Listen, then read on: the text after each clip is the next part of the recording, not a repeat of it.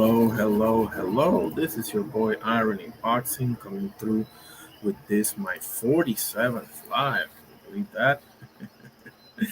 um, First of all, God bless every single one of you. I hope you're all having a great day. I hope you're all having a great week. Absolutely. Okay.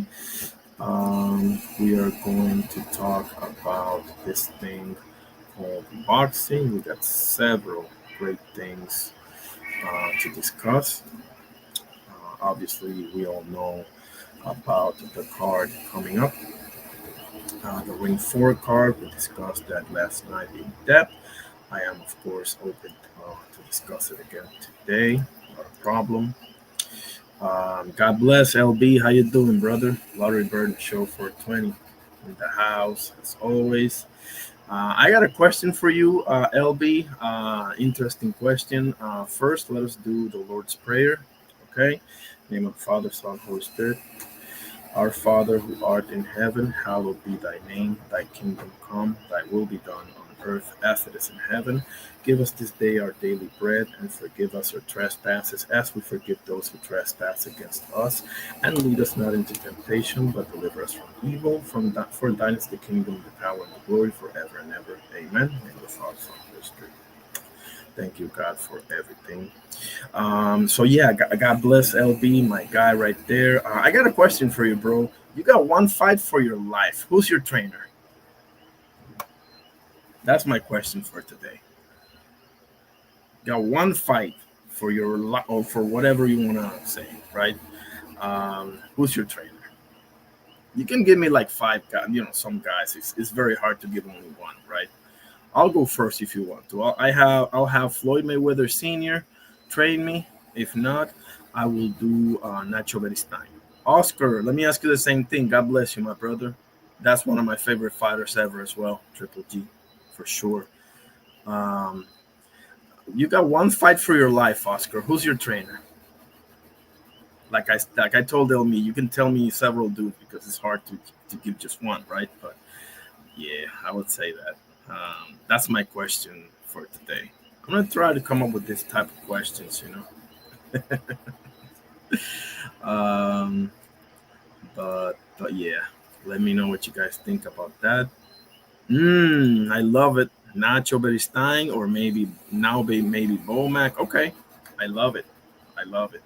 I have Eddie Fudge. I have Floyd Mayweather Sr. I have Nacho Beristain. Maybe Abel Sanchez. I like me some Abel Sanchez, even though he said some nonsense the other day. What did he say the other day? This was about what Ryan's dumbass was saying about Triple G, and he came back, but he went off the rails. He was talking about.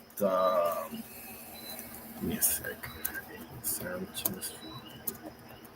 He said something about Marvin Hagler, so I'm about to put him on blast, man.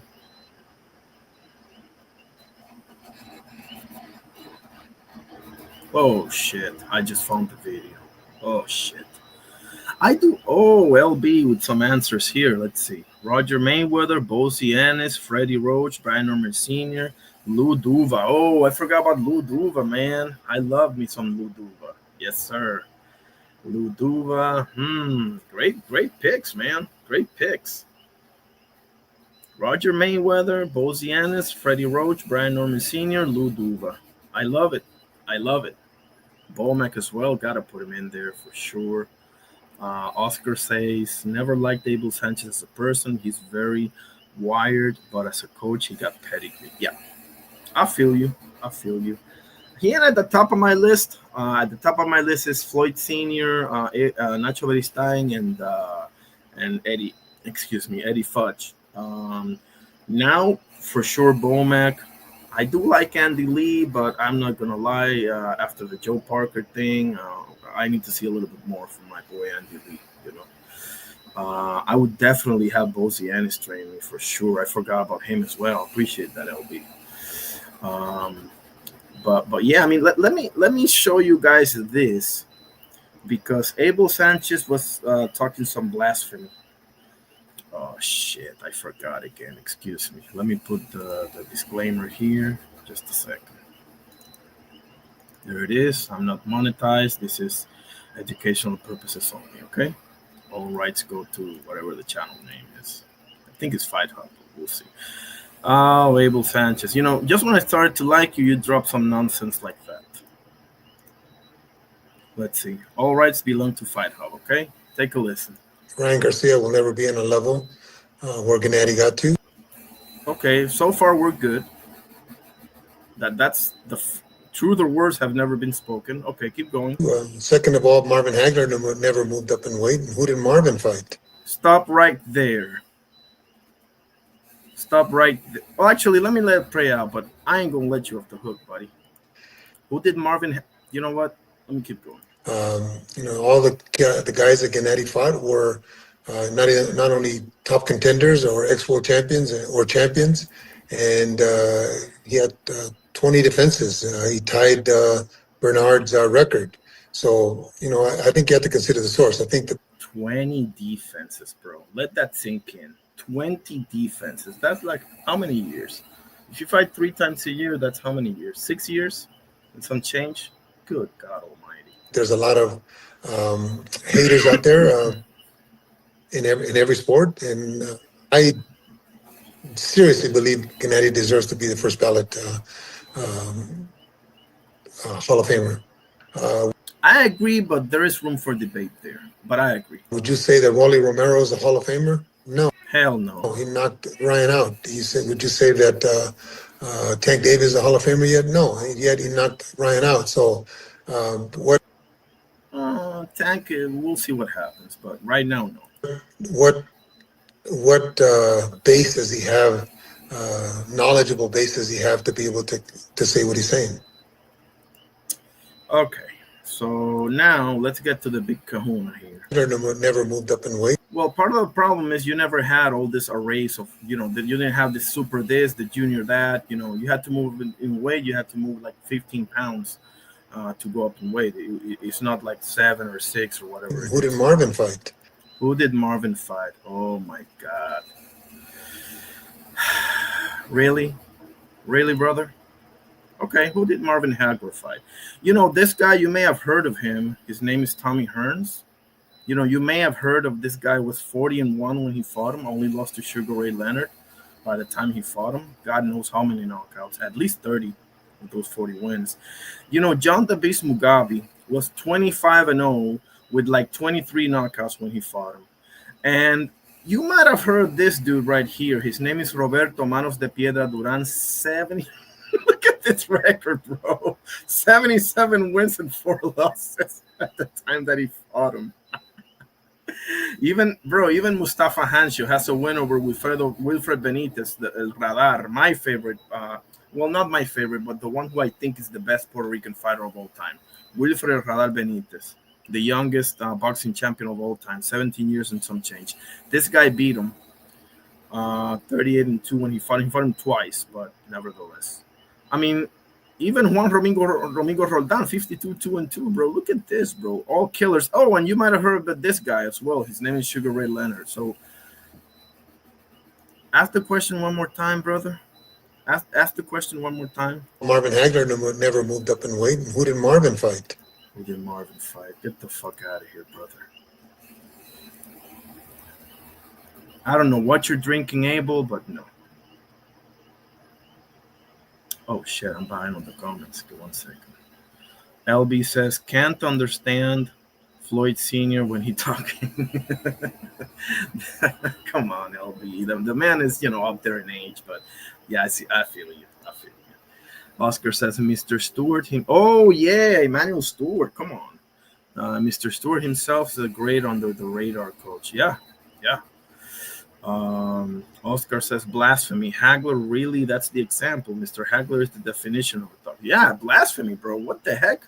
Like, he went off the rails. Why did Hagler's name even come up? Did Ryan mention Hagler's name? I mean, god damn. LB says, Hagler fought Hearns, Duran, Leonard. Thank you very much, LB. And Mugabe was a lot of people. Thank you for saying that, LB, because a lot of people forget how dangerous John Mugabe was. And he was never the same after Hagler got through with him. Never. Okay? LB says back then all those guys were all those guys were killers, bro. Mustafa Hamsha today would have been a world champion. John Mugabe would have been an all-time great if he fought today. That's all I'm gonna say. Oscar says Triple G got a case by his career alone to throw out Hagler. Really, right, bro? Like what the heck? Like Hagler is their standard, bro, at middleweight.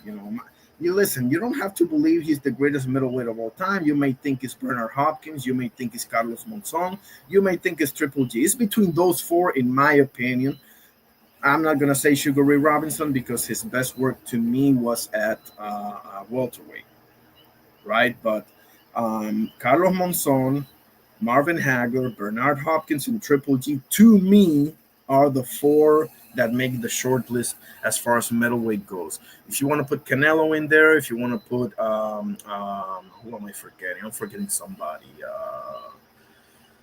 You think it's Roy? I mean, Roy, his best work at 60, or because that's the thing with Roy, right? His best work, I don't know if it was, maybe it was. Hold on a second. That's a good question. Roy Jones, Box Freck. One second.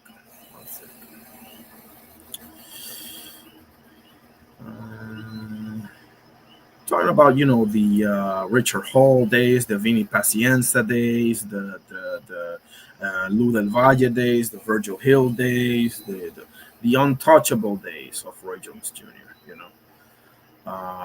Richard, yeah, I think it was 175 his best work, but I mean, there's a case to be made. I think he beat James. No, James Toney was at super middleweight as well. So yeah, I don't know. Maybe hey man, throw him in there. I'm not gonna say you're crazy, but I think his best work as far as Roy goes is 175 or super middleweight. Not necessarily middleweight, but listen, if you want to throw him in there and Canelo, go ahead. We got a 6-man list now.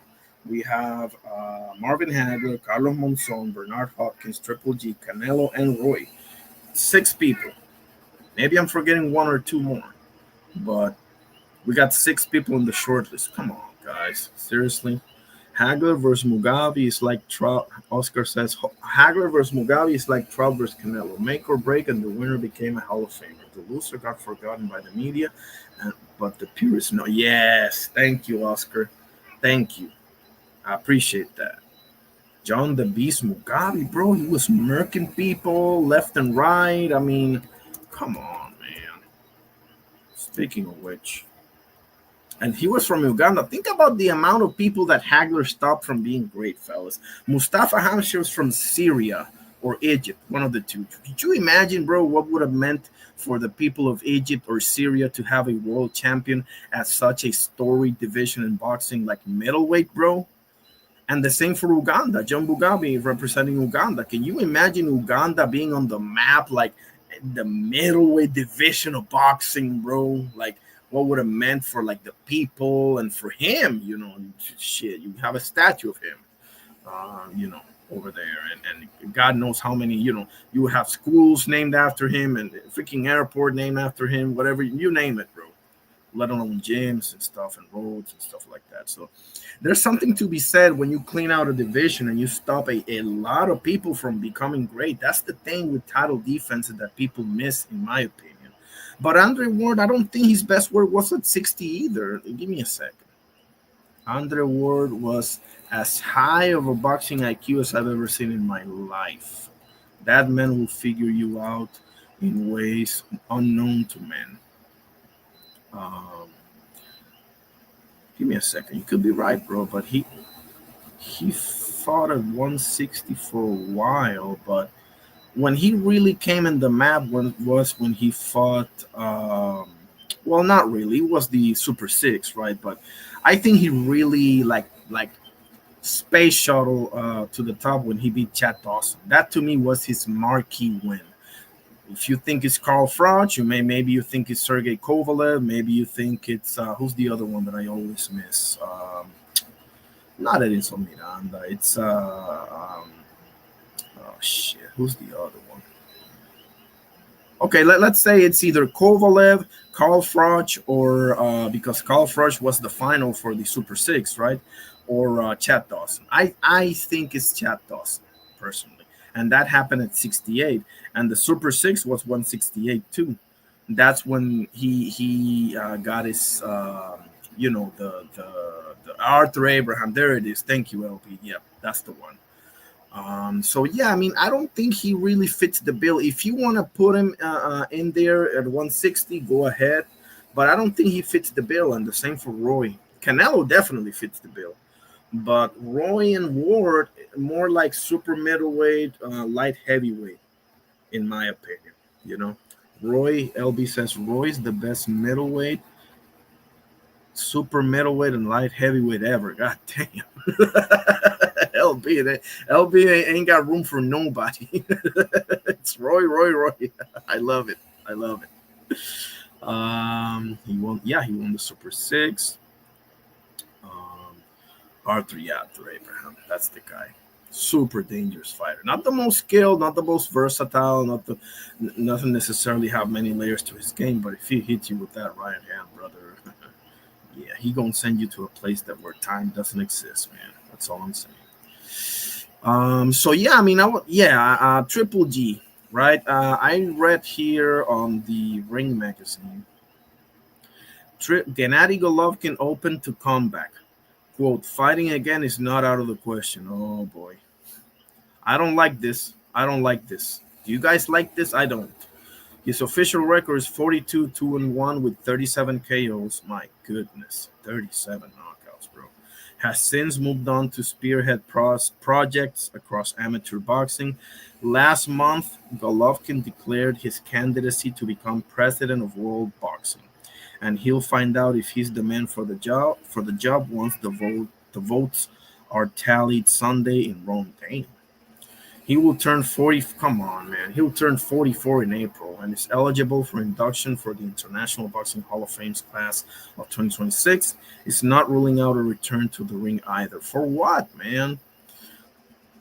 Quote says, most likely, if my candidacy is successful, then I would probably announce officially that I have finished with boxing and ended my career.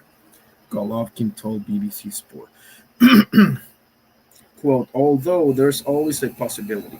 Since I always keep in shape and lead an athletic lifestyle, the option of fighting again is not out of the question.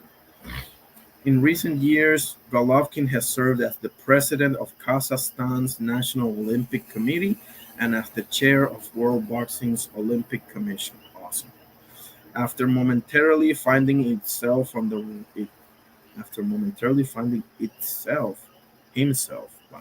ropes, boxing will be a part of the 2028 Olympics program in Los Angeles. It was announced in March.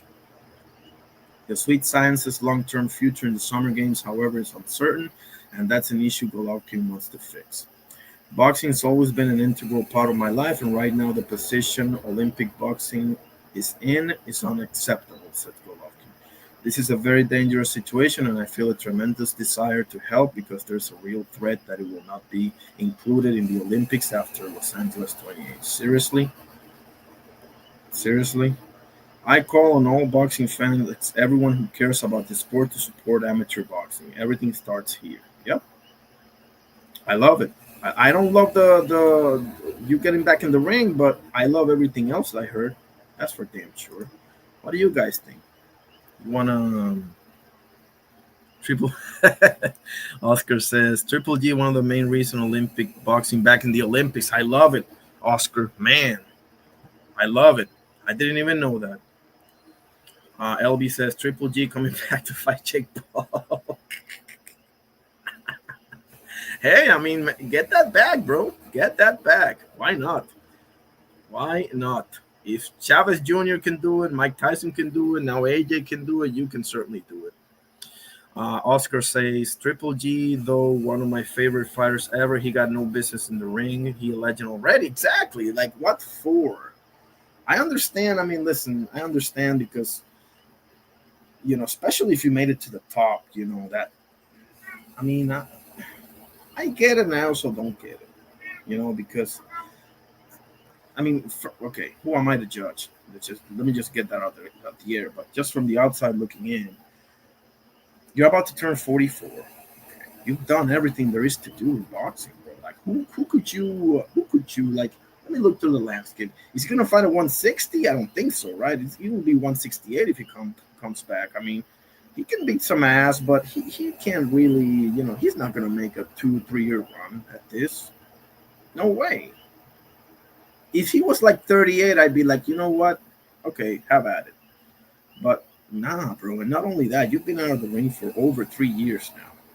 It's too long, bro. I know he says that he's doing he lives the athletic lifestyle. He doesn't have any vices or anything like that. So that's awesome. But come on, man, you got a lot on your plate already. You're the president of the Olympic team of Kazakhstan. I mean, it's not like you ain't doing nothing. So just go ahead and become a legend now in a different way, bro. Become a legend by says Oscar says, yeah, boxing. Olympic boxing was out of the picture in the Olympics for a while until Triple G stepped in. God damn. Wow. LB says, do you really think he's a legend? Of course, man. 20 title defenses, LB. Think about that. 20 title defenses. Like, in other words, you stop 20 dudes from being great. In other words. Now, I know what's coming back. He never beat a legend. He never beat a big name. Listen, bro, it's not like he can go back in time and fight Carlos Monzon or Marvin Hagler. You fight who's there, bro.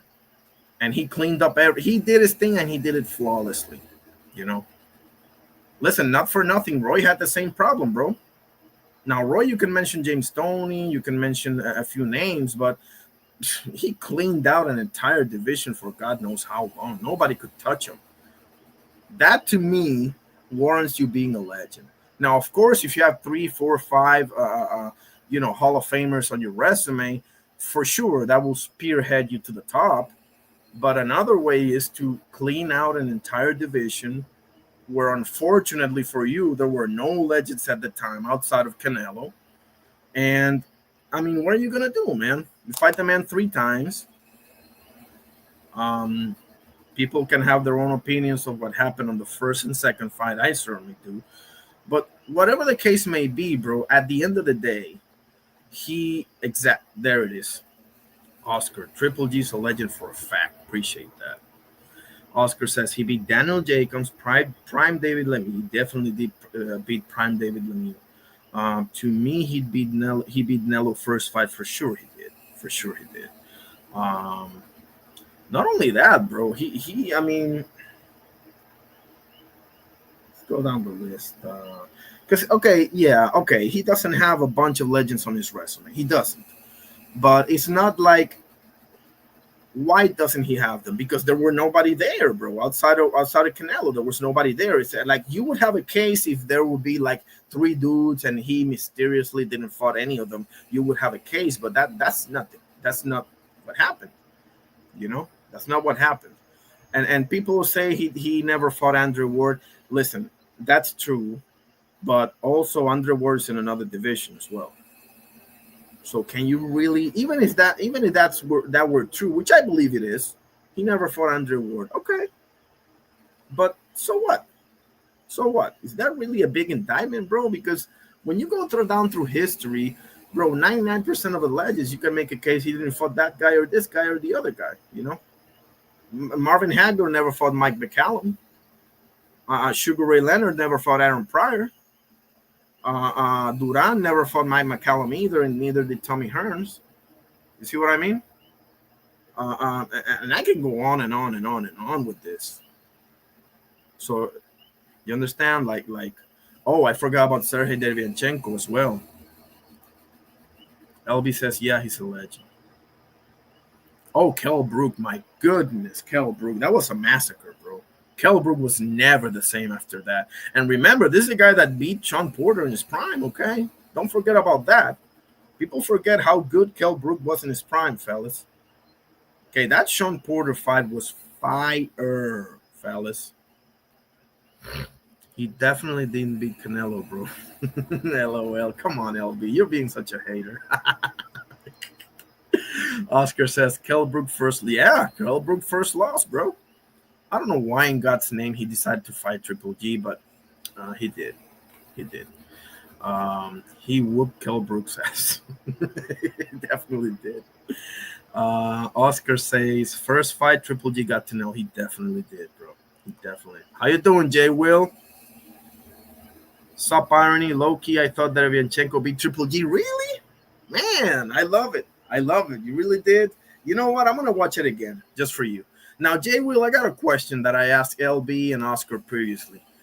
Jay Will, I need an answer from you. You got one fight for your life. Who's your trainer? Now, mentioning one guy is kind of tough, so give me, 3, 4, 5, whatever, your favorites. But you got one fight for your life. Who's in your corner? Let me know. Come on, fellas. Give the man his flowers. He whooped Gabriel Rosado. He whooped William Monroe Jr. He whooped Curtis Stevens. You remember the face he made on the... Give me a second. When he got... Oh, shit. I mistyped this. 1 second.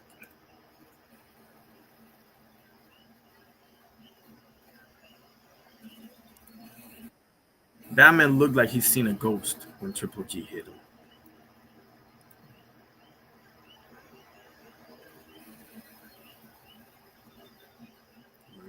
Where is it? Shit. Can't find this thing right now. But you know what I'm talking about, right? Curtis Stevens. Oh, there it is.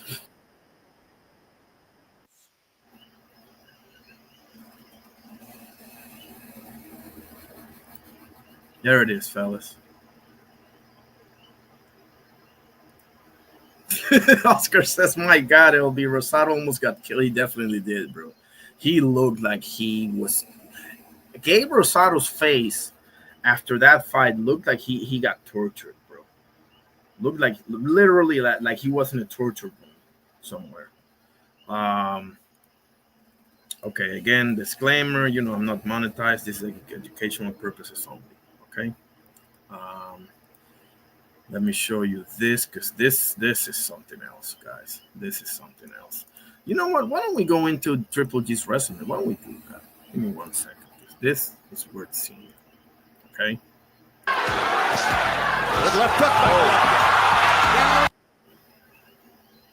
That man looks like he's seen a ghost, fellas. Okay. And listen, shout out to Curtis Stevens, bro. But yeah.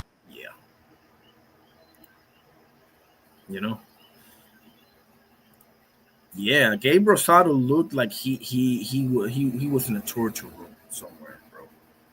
Like, god damn. Oh, yeah, Curtis Stevens. Yep.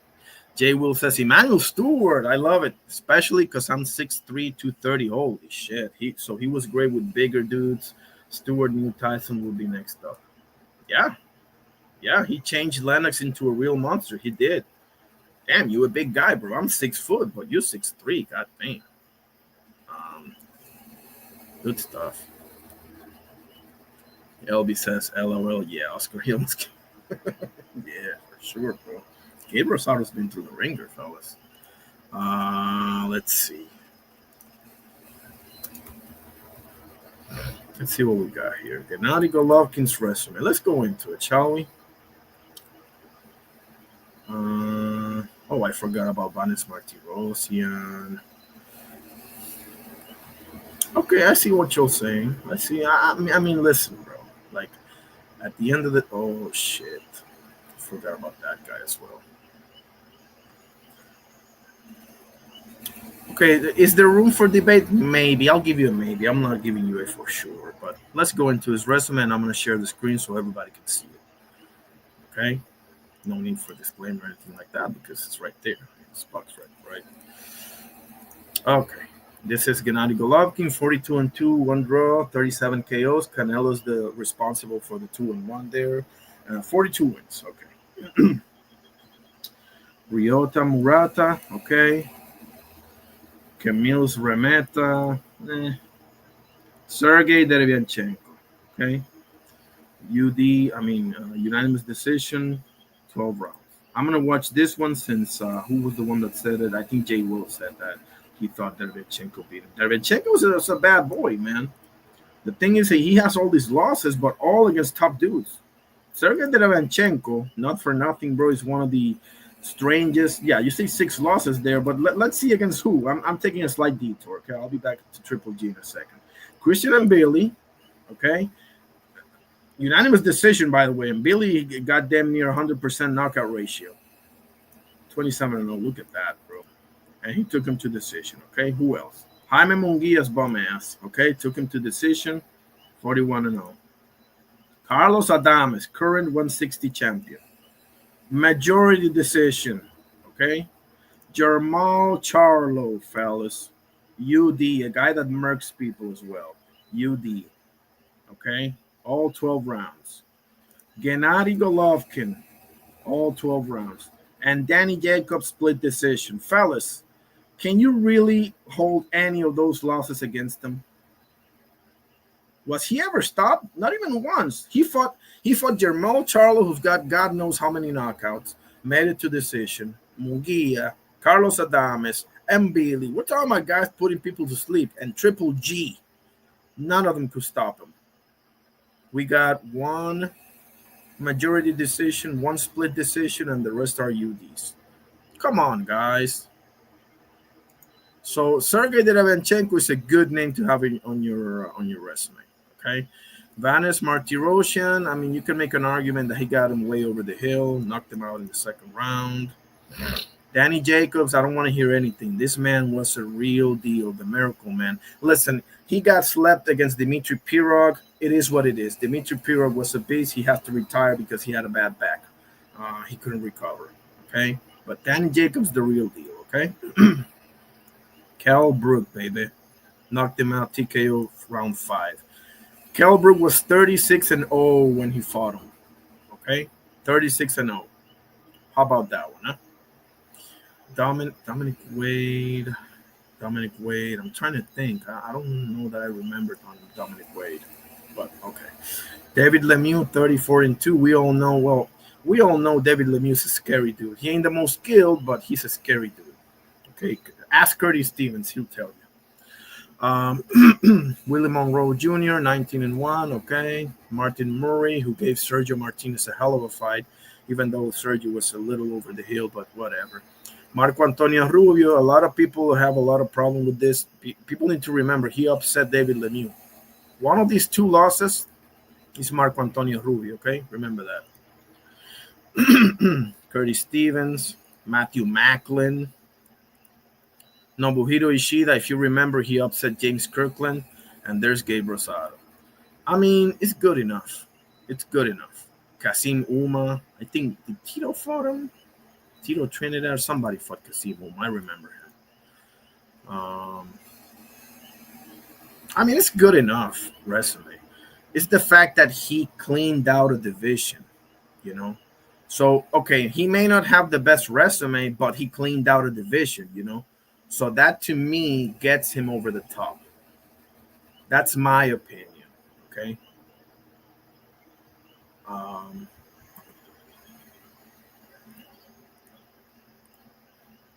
Let's see. I'm behind on the comments here. I always thought, Jay Will says, I always thought Canelo moved up to middleweight when he saw Jacobs give Triple G some trouble. That's a fact, Jay Will. That's a fact.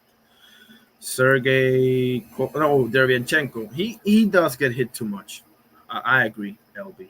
He does get hit too much.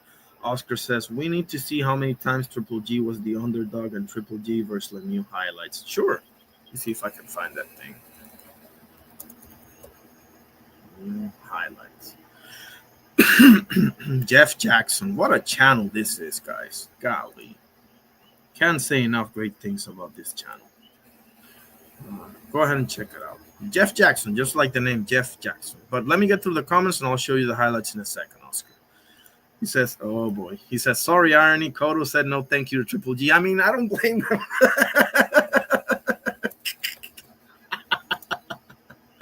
I mean, let's be honest here. Miguel Cotto, by the time he got to 160, bro, his best work was already done. I don't think there's any point of argument here that Cotto's best work was at 147 and 140, right? I don't think there's any point of disagreement.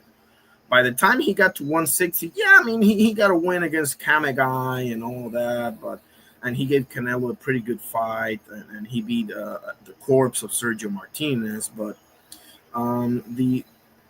his best work was already done.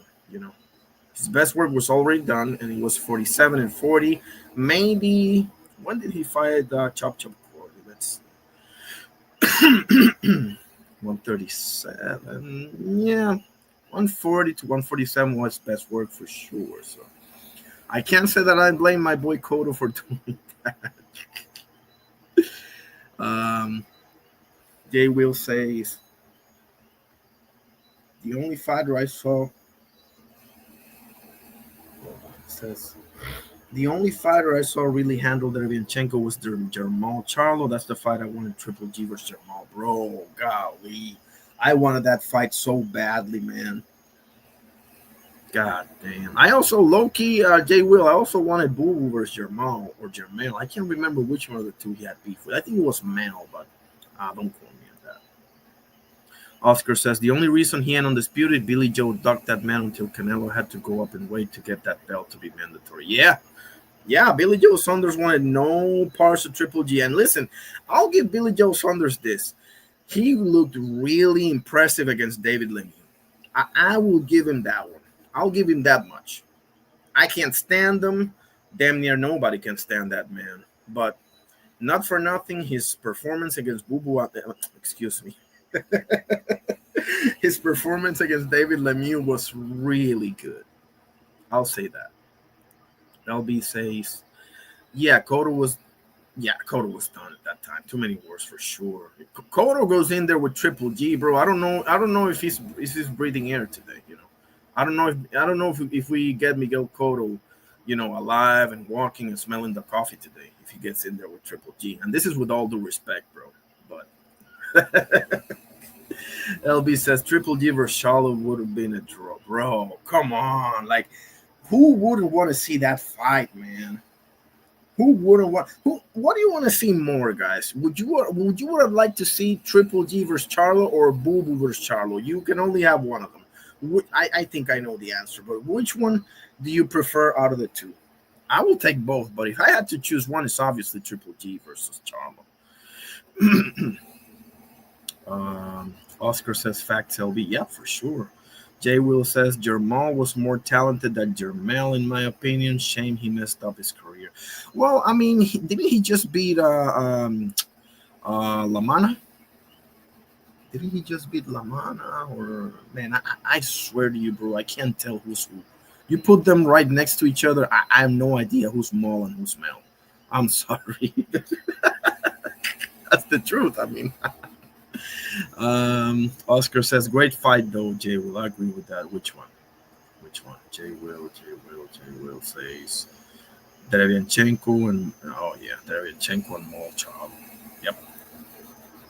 Jay Will says Boo Boo is another one. His career really bro, say that again. His career really lackluster. Missing out on that Billy Joe fight hurt.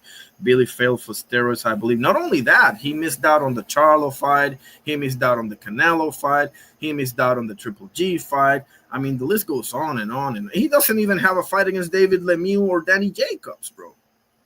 Not even his best win is probably Vanes Martirosyan, bro. Let that sink in. And how long ago was that? Okay, if you want to say it's Nicholson, if you want to say it's Quigley, maybe. Bro, he doesn't even have a fight with Peter Quillen, bro. Kid Chocolate. Which is the one of Danny Jacobs' marquee victories. Peter Quillen, you know, his fight against Andy Lee. My goodness. If you guys have a chance, watch Peter Quillen versus Andy Lee. My God, what a fight that was. Jay Will says Jermal for me versus Triple G. Interesting. Bro, that's a toss-up. You can pretty much flip the coin there. I'm about to show you the highlights, Oscar. I'm sorry. LB says Boo Boo would beat them. Triple G and Charlo? Man, that's a ballsy claim, bro. I love me some Boo Boo, but... Okay, I'll say this. I'll give him a shot. He deserves that much. He's so talented, bro. It's a crime against humanity, the way that man's career has turned out. Boo Boo should be a legend, fellas. Boo Boo should be a legend. God damn, bro. I hate that shit, but what are you going to do? Jay Will says true. Oscar says, you know, Triple G in love with boxing when the man can be smiling while complimenting your game, but will be. Whooping your ass with a straight face. Bro, seriously, he had one of the most poker face you'll ever see, bro. Like literally. Like that man was scary. LB says his style was too awkward for them. I can see that happening, bro. But I'm gonna tell you something, LB. I ain't got Prime Triple G losing to too many people, bro. Prime Triple G, bro, low key beats everybody, in my opinion. I could be wrong, obviously. We're comparing Lambos here, right? But Prime Triple G is one of the scariest things I've seen in a ring. Scariest fighters I've ever seen: George Foreman, Tommy Hearns, Edwin Valero, Gennady Golovkin. I'm talking about scary. That like they have this aura. Obviously, Mike Tyson. You're talking about Ray Mercer as well. I mean, there's a bunch of dudes, but definitely one of the scariest dudes I've ever seen, bro. That man looked possessed inside of that ring, bro. He had those laser beam eyes, bro. Like, okay, enough fucking around. I'm sorry. Let me show the highlights. Oh shit, I keep forgetting. Here's the disclaimer. Not monetized. This is educational purposes only. Okay, let me put the banner as well, just to cover my backside. I'll be back to the comments in a second. Let me just.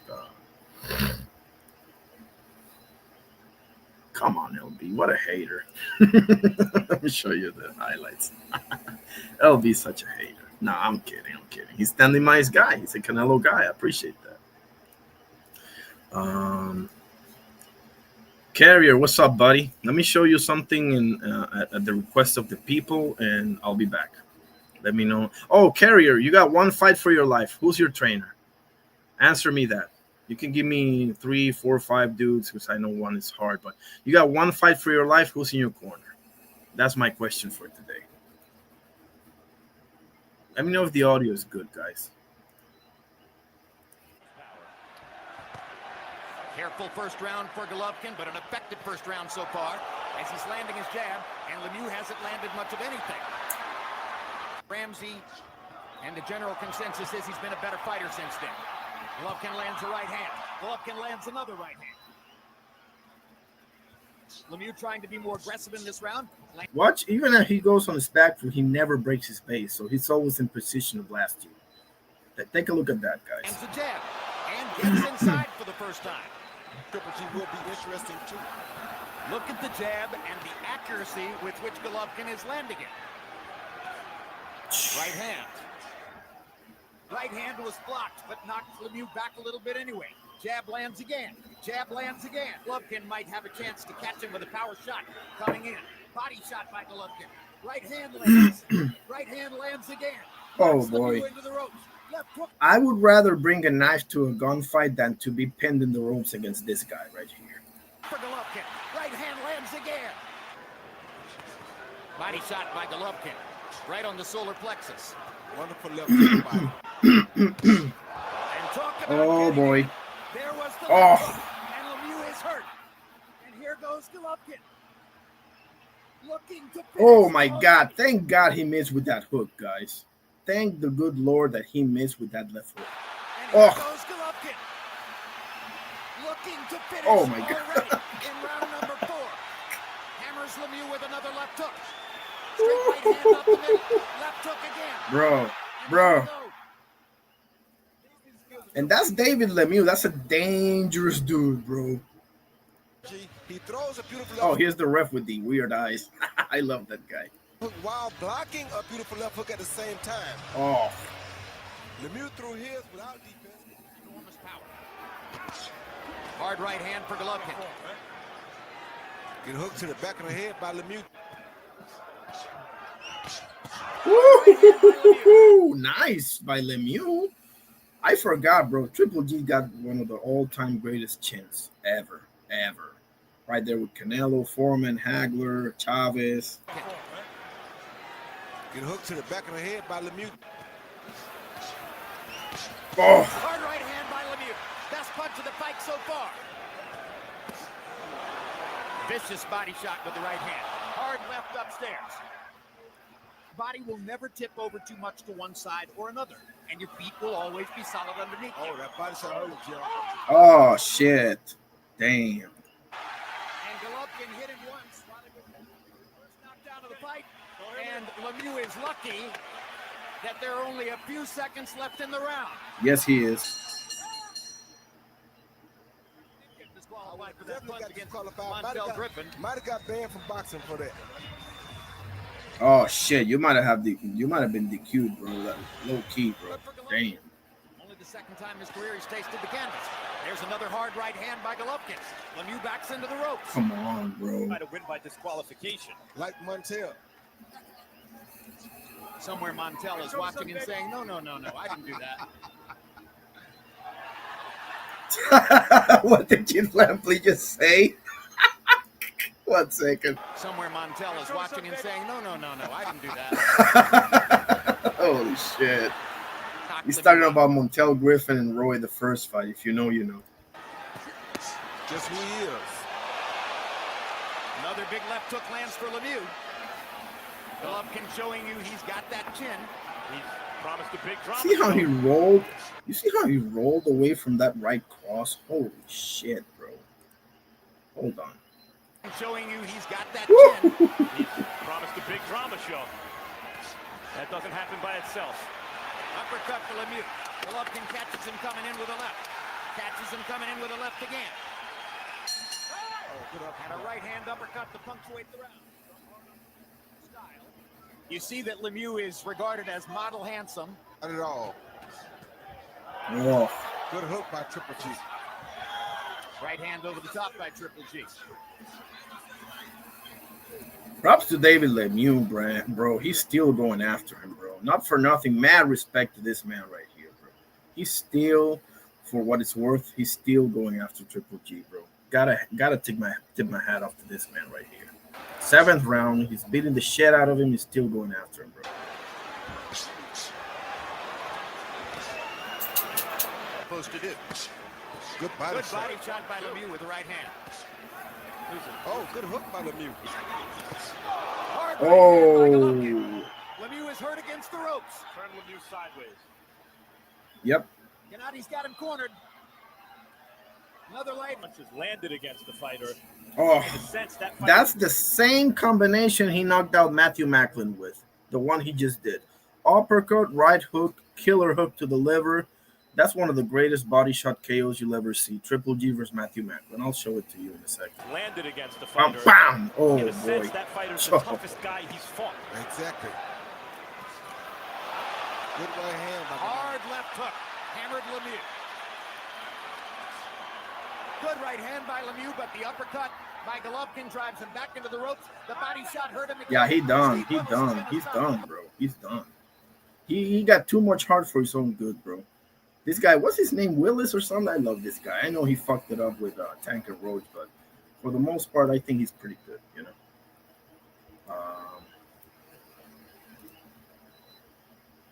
Oh, shit. I'm way behind with the comments. 1 second. 1 second. 1 second. 1 sec. Oh, shit. I'm way behind. 1 second.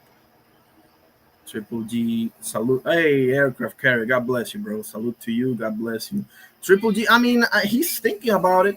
He's thinking about it. He's got a lot. He's the president of like the Kazakhstan Olympic team or something like that. And he says he's open to a comeback. So it's not like official or anything like that. Emmanuel Stewart, bro, you and Jay Will are going to have at it because you both have the same dude, but I love it. Emmanuel Stewart's the real deal, bro, for sure. I like it. Definitely Dr. Andre Ward. Come on, LB. Such what a hater. Carrier says Andre Ward, Dr. Butte, and Stevenson for Undisputed at 68 and 75. See, that's what I mean. I mean, you go down the list of legends, bro. Damn near all of them, you can say, well, he thought this guy and that guy, bro, all the way down to Sugar Ray Robinson and Jack Dempsey. Sugar Ray Robinson, this is a well-known fact, bro. Sugar Ray Robinson, probably the all-time greatest boxer that ever lived. Never wanted to fight Charlie Burley. Look it up, guys. Let me put the name on here. Charlie. I can't remember. 1 second. Charlie Burley. How do you spell that? Yeah, that's it. That's it. Look it up. You don't have to believe me. Sugar Ray Robinson ducked Charlie Burley, and Jack Dempsey ducked Sam Langford and Harry Greb, the man on my avatar. I mean, right now it's Jao Petaya, but in YouTube, usually I have Harry Greb. Okay? So, all the way up to the way back in the day, you can make those arguments, bro. So, we need to, well, it might be true. We need to take that with a grain of salt, you know? Oscar says if Triple G ducked Ward, then it's only fair to say Bob ducked Boots for Patrick. Oh boy, let the games begin. Carrier says Triple G got a piston jab. Say that again, Carrier. Say that again. Jay Will says Steve Willis is great until he made so many mistakes with the Tank Roach fight. Yeah, bro, that really messed up his image, you know, quite a bit. I agree. Jay Will says he let Tank get away with ridiculous stuff for sure. Facts, Jay Will. Yep, facts, Jay Will. It is what it is. The truth. Steve started the count and just stopped. Yeah, that was one of the weirdest shits I've ever seen in my life, bro. Carrier says Triple G is one of the best fighters ever. Thank you, Carrier. Thank you. LB, do you see that, LB? You see, maybe I'm just trying to get you to see the light, brother. I'm just fucking around. LB says, I never heard of Ward ducking. I don't know. I mean, Lucien Butte, I mean, he got a Carl Froch just played with him. You know, I don't know. Might be the case with Adonis Stevenson, even though, I mean, they both fought Chad Dawson. Adonis Stevenson cleaned them, and Ward also cleaned them. Yeah, I mean, I guess it makes sense, Adonis Stevenson. Maybe. I'm not so sure about that, though. I'm no Andrew. I mean, I respect Andrew Ward. I'm not an Andrew Ward fan, but I do respect him. How can you not, right? Carrier says Ward ducked Butte and Stevenson for undisputed. LB says Boots won that bag to fight Bud. Who wouldn't, right? Carrier says Ward would have been the first two-weight undisputed if he fought Butte and Stevenson. Yeah, probably so. Probably so. Ward also missed like 3 years of his career. He was in a dispute with his promoter. You'll remember that? Yeah, that really costed him, you know, unfortunately. Oscar says Bud didn't take it when he could though. Bud didn't take it when he could, so more money for Bud also. Yeah, could be. Oscar says Ward didn't take Butte either. Yeah. Carrier says Ward ducked Butte for undisputed. LB says, damn, for real, he ducked him? I'm not sure, but I'll look into it. Carrier says Ward didn't want to fight Butte because Butte didn't participate in the Super 6 and he didn't want to fight in Canada. Oh, he had to go to Canada to fight him? Damn. How is Butte the A side against Ward? That's weird. I mean, Andrew Ward was never like a massive draw, but I mean, Lucien, wow. I don't know. Well, I'll have to look into that one. But even if that's the case, like, I mean, you can go down the list, bro. Why he didn't fight that guy? Why he didn't fight that guy, bro? You'll have a field day here. And I'm talking about all-time great fighters. I just said Robinson and Dempsey. And I could go down the list. Leonard never wanted to fight. Bro, Leonard was right there with Aaron Pryor. Let me show you the Pryor went up to him, bro. Not for nothing. Yeah.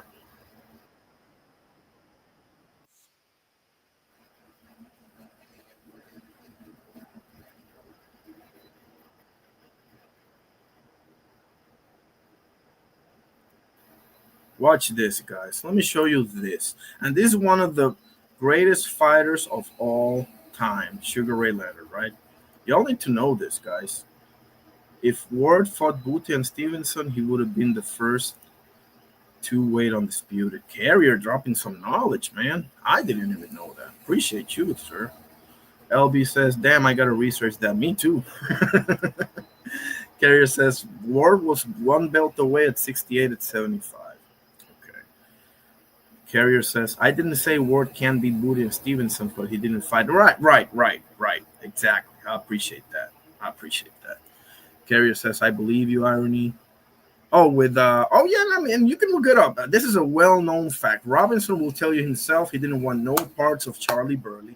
And Dempsey, the Harry Greb one is one that I throw in there, and I'll tell you why in a second. But Dempsey will tell you himself he never wanted any parts of Sam Langford. Never. Okay? And the reason why I throw in Harry Greb is because Gene Tunney, who's 2-0 against Dempsey, by the way, the Fighting Marine, who doesn't get nearly as much recognition as Dempsey does, he fought Harry Greb not once, not twice, 5 times. Okay, so, and I know Harry Greb was a middleweight, but he went all the way up to heavyweight, bro. You don't make him like Harry Greb, bro, nowadays. You don't. Carrier says it don't look like Bud and Boots have interest in fighting each other, in my opinion. Yeah, I don't think so. I don't see there's way more interest, in my opinion. This is just me. Guys, disagree, agree, whatever you want. There's way more interest for Boots to fight Virgil than it is for Boots to fight Bud Crawford. And I'm included in that, you know. They're not even in the same division. Bud is about to campaign at 60. Boots just got to 54, you know. Carrier says, I believe Boots would have fought Ward in Oakland because he fought Froch in Britain. Yeah, he definitely did. That was one of the most one-sided fights I've ever seen, but yeah. Like, Carl Froch just played with that, man. Carl Froch's best win, in my opinion, is George Groves. You may say it's Jermaine Taylor. You may say it's Lucien Bute. I'm forgetting about one. Can't remember. Yeah, I'm forgetting 1 or 2 names. But in my opinion, it's George Groves. You know, Jermaine Taylor was an unbelievable comeback, and Lucien Bute was an amazing performance. And he's got 1 or 2 more that I'm forgetting. The Cobra. But let me show you guys this. Again, this is, you know, disclaimer. I'm not monetized. This is educational purposes only, okay? I'm going to show you the situation with Leonard and Aaron Pryor. And by the way, Mike McCallum, he never fought Mike McCallum either, okay?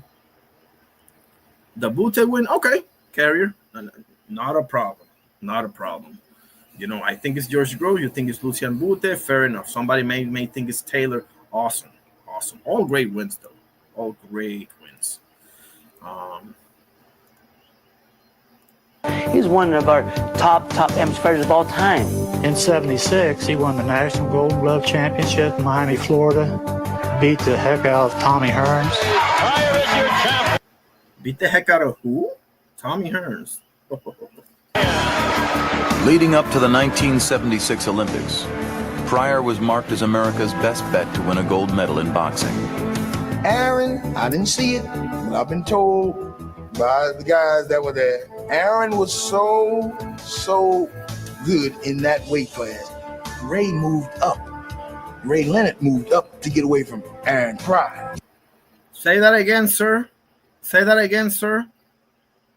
Sir, I need you to speak again, just for me. I'm hard at hearing, you know. Aaron, I didn't see it, but I've been told by the guys that were there, Aaron was so good in that weight class. Ray moved up. Ray Leonard moved up to get away from Aaron Pryor. He would take your Enough said. best punch, spit in your eye, and then kick your ass. Marquee boxers took the risk of fighting Aaron Pryor. Who do you want to fight next? I want to fight Leonard because I feel like I'm the king of the junior welterweights for what I've already done. A bout with Sugar Ray Leonard. This is the moment right here. But let me say that again, Mr. Pryor, just for me. Listen, you beat Arguello, and I didn't like it, but at the end of the day, you were beat. Fight next. I want to fight Leonard because I feel like I'm the king of the junior welterweights for what I've already done. A bout So he called them out, right? Okay. with Sugar Ray Leonard offered the Here's the worst of the worst, bro. surest Pay path attention to this. to a world-class payday. But Pryor's challenges were repeatedly dismissed. I had just been asked that you want to challenge me, and that you knocked me down, and I knocked you down, and we've had workouts when we were amateur. We actually knocked the guy as a pro and an amateur. What do you know? He knows me. Me and Leonard, you know, I worked with him for flat 3 or 4 before he became Mr. Leonard. And there was a little rivalry there, always was. But I know one thing, whenever they'd be in the ring working out, Aaron used to give him a working over. I just beat the #1 I believe that. contender in my weight division. I ain't got nothing to prove there. So why not come up? This is my show, pal. Go ahead. Any other questions, please? I mean, can you be any more obvious, bro? And this is a man that a lot of people have as their GOAT, okay? A lot of people, even here in Puerto Rico, will tell you that Sugar Ray Leonard is their GOAT. And listen, I ain't got no problem with anybody saying this guy's your GOAT. But since we're on the topic of ducking people, you know? Fight. I mean, the man is right next to you. I want to fight. I beat Tommy Hearns. Aaron Pryor. I want to fight. I beat Tommy Hearns. The man went up to you, and you ain't even looking at him, bro. That's a B move. I'm sorry, Leonard. I'm not going to say the word, but that's a B move, Leonard. Was being shortchanged by history, if not opponents. You see what I mean, fellas? You see what I mean, fellas? So when we start saying Gennady Golovkin never fought, who was the one that they said? Boo Andrade or Mal Charlo. Okay, but when you go down the list, that argument, bro, crumbles like a pack of cards, bro. You know, facts are, bro. Listen, I can show you better than I can tell you. And this is an all-time great fighter. I'm not even talking about, you know, no. Sugar Ray Leonard is the real deal. I believe that too, Carrier. I believe that too. Bro, Aaron Pryor was as tenacious as they come. He just wouldn't take no for an answer. Listen, I'm an Alexis Arguello fan, so you know I'm having nightmares to this. I'm fucking around, but you know I'm having nightmares to this day with Aaron Pryor. And by the way, we're not done here. Sugar Ray Leonard none of the four kings ever wanted to fight Mike McCallum. None of them, and this is also a known fact. Okay. And a lot of people got Duran as their GOAT. Facts, LB. Facts, LB. He didn't want that fade, bro. He was looking away. Dude is right next to you, looking away. Man. Carrier says, Irony, can you explain to me why Boo Andrade, the legacy fight boxers, have... can you explain to me why Boo Andrade... Is a legacy boxer have to? What do you mean by that? I don't. All right, let me read it again. Irony, can you explain to me why Boo Andrade, a legacy fight boxers have to have? You mean like the up and coming fighters at 68 got to see Boo Andrade? Is that what you're asking me? I'm sorry, Carrier. Can you rephrase? Or I want to make sure that I answer the question properly. Carrier says fans love Boo Andrade. I'm confused. Hell, I love him. I just feel like his career has been he's underachieved. You know, yeah, he's a world champion, he's a former champion for sure. But okay, people feel that everyone ducked Boo.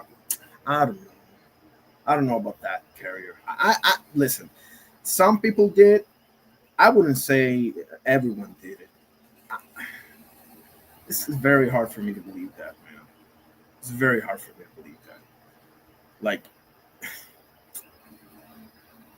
no, I just cannot believe that, bro. Boo Andrade is what they act like he's. Oh, they act like he's a legacy fight.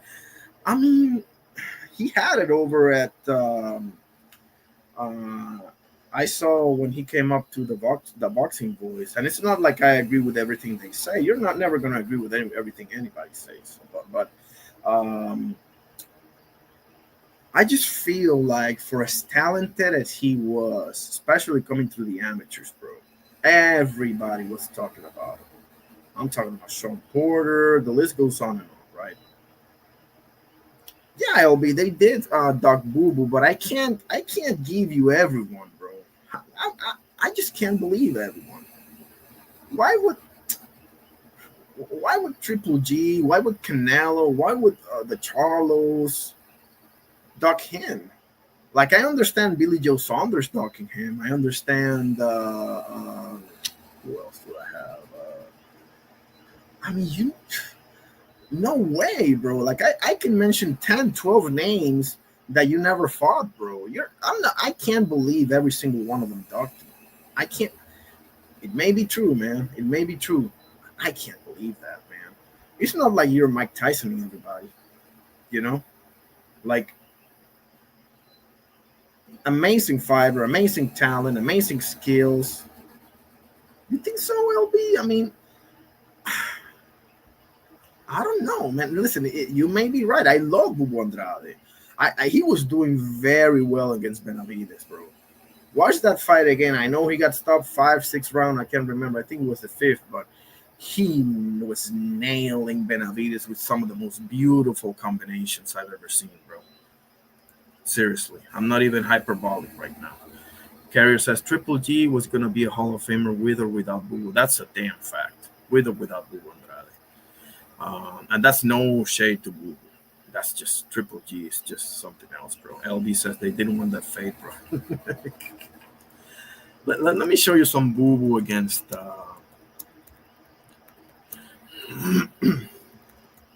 He was doing very well, and then he got caught with a fucking.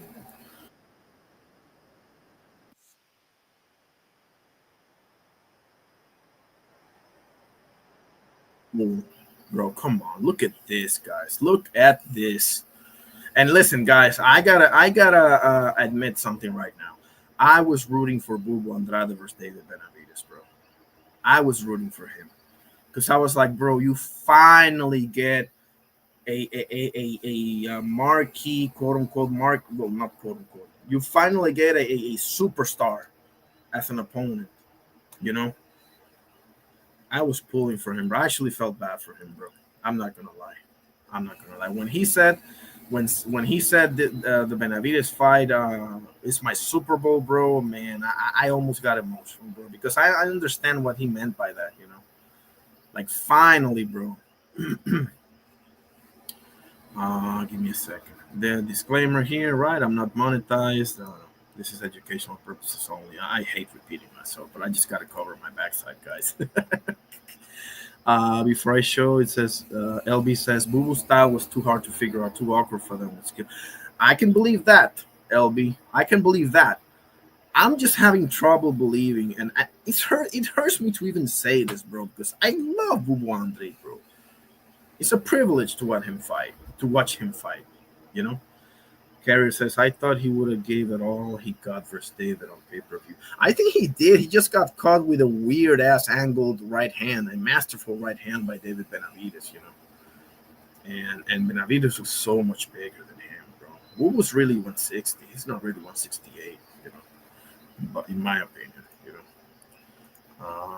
Here is, and now this short is sped up, obviously, but just take a look at these combinations, guys. This is a thing of beauty. This is a beautiful thing to watch, guys. Look at this. Benavides is absolutely massive. It still astounds me how he makes.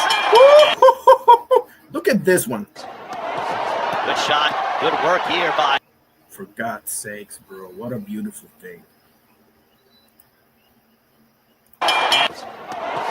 Good shot. Good work here by Dimitri. I counted 12 shots.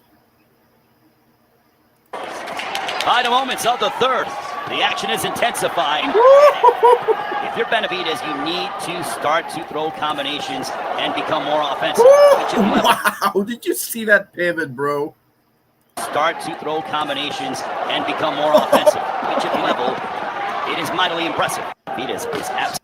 What a talent, for God's sakes, guys. God damn, I hate that shit, bro. I hate when I know somebody's that good and they underachieve, bro. I hate that shit, bro. It's one thing if you get into an accident or if you have injuries. That's one thing, right? What are you going to do? But you know what? I got to do a deep dive on Boo Andrade's career, because he must have been like the most under-promoted dude ever, bro. Like, seriously. God damn, I hate that shit, bro. That's one of the things that I genuinely hate. A guy that you know has the goods, and for whatever reason just didn't get there, man. People aren't going to know. I know. Carrier knows. LB knows. Oscar knows. Jay Will knows how good Boo Andrade is. A bunch of people I know in these YouTube streets do know how good Boo Andrade is, but a ton of people are never going to know, bro, and that sucks. God Anyway, let's go through the news here. What else we got? Shit, I'm telling you, I hate that, bro. I ain't gonna lie. Jack Catterall awaits date with winner of Brian Norman Jr. versus Devin Haney. Oh boy, what do you guys think of that? I mean, I think they both beat him. I think Haney beats him. I think Norman probably sleeps him for sure.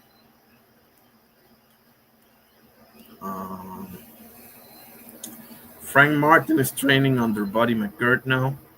Is ready to rebuild in new division. Hopefully he does, man. He only has one loss. He had a very good fight against Artem Harutunian. Let's see. David Benavidez and Anthony Yarde confident ahead of inevitable battle.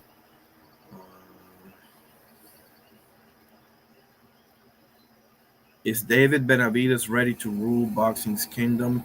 He's one of them. I mean, I got Boots Ennis, I got David Benavidez, and I got Bam Rodriguez as possible next faces of boxing. You know, if you want to throw Abdullah in there, feel free. If you want to throw Shakur in there, feel free. If you want to throw, I'm forgetting somebody. I know it. Go ahead, go right ahead. You know. What else we got? Mositama backs Jake. Mositama backs Jake Paul against former gymmate Anthony Judge. Man, god damn. Here's a news for you guys. Lawrence Okolie offers sparring to Jake Paul in preparation for Anthony Joshua. This is interesting. Let me write this on the chat. Shakur Carrington, he got the talent. But he got work to do, LB. Who's his best win? Who's Shakur Carrington's best win? Carmel Moulton might be that guy, but hang on a second. I'm a little behind with the comments. Carrier says, irony, can you explain to me why Frank Martin is so acclaimed? Is he acclaimed? I mean, let's take a look at his resume. That's an interesting question. I don't know that he's acclimated. Do you think he is?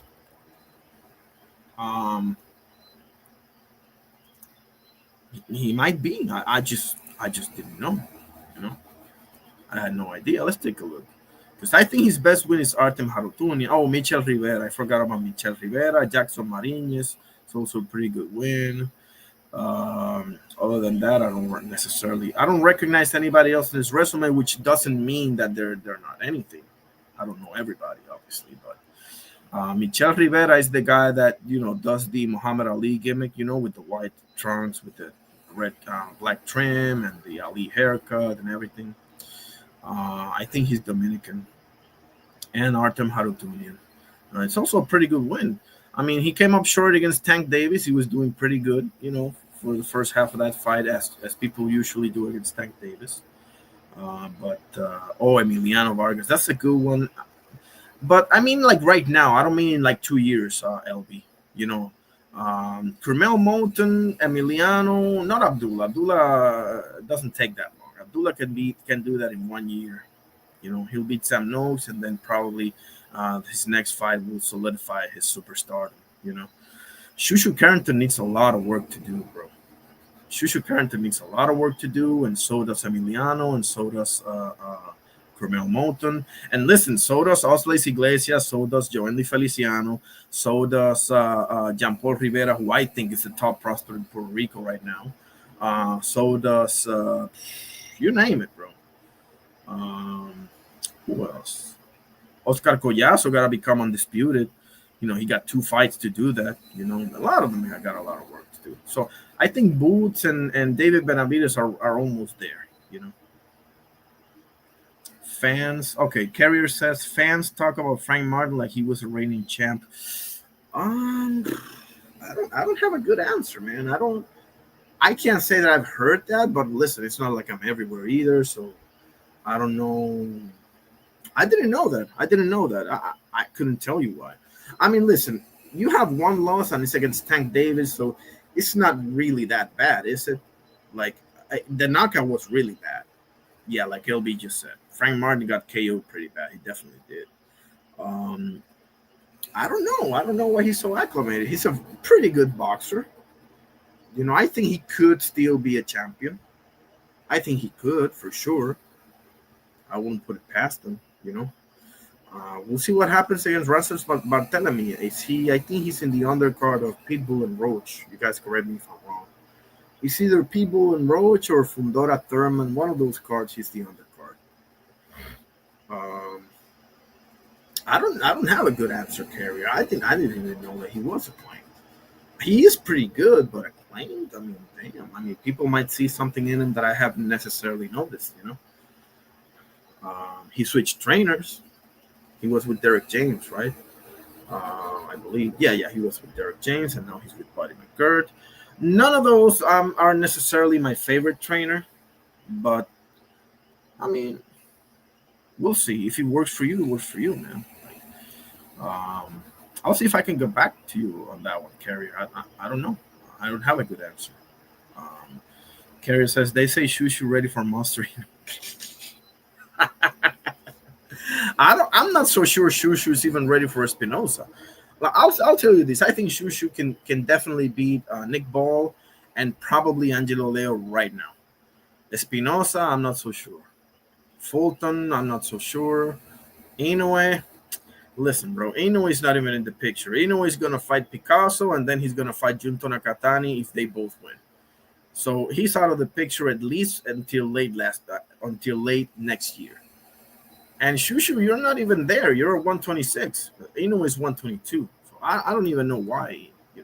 Well, maybe because Inoue has hinted at moving to 126. I don't know. But if you're Shushu, handle what's in front of you before you even mention a pound-for-pound fighter.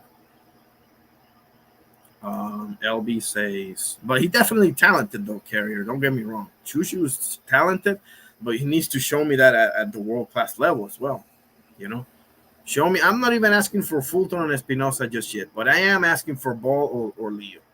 I am asking for that. It's about damn time, Shushu. For real. You're not like 20 anymore. You're like 27, I think, or something. Hang on a second. Let me see. Shushu Carrington. Because I don't want to get his age wrong. What Boxrec say? 28. He's 28 years old, bro. 16-0. I mean, it's about damn time, bro. It's about damn time. You just fought Mateus Keita. It took you all 12 rounds to beat him. I mean, he got talent, but he needs to show me that against somebody that we know is good. You see what I'm saying? Carrier. LB says Shu beats Inoue in a split this. I mean, listen. He might do it. I mean, it's nothing is impossible. Stranger things. I've seen weirder things in the ring. Way weirder things in the ring than that. But I disagree. But listen, it could happen if he gets polished. I mean, the kid is talented, guys. That's for damn sure.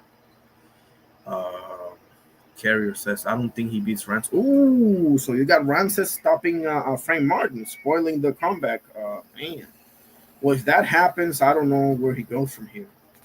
And by that, I mean, I don't know if there's anywhere to go, for Frank the Ghost Martin. But I'll be paying attention. That's for damn sure. Because Rance Barthélemy, he's a grizzled veteran, bro. He ain't no chopped liver, Carrier says, body too theatrical at times. That's for damn sure. Yeah. He ain't my cup of tea. Not at all. And neither is Derek James. Carrier says, I'm not sold on Shushu. I'm sorry. Me neither. How could you be? Like, listen, to me, it's very easy to recognize that the kid is talented. He could be something. But he has not shown me that against top-level opposition. Not even close to top-level opposition. Let's go through the rankings, shall we? What don't we do? Let's do this. You know what? Let's do this.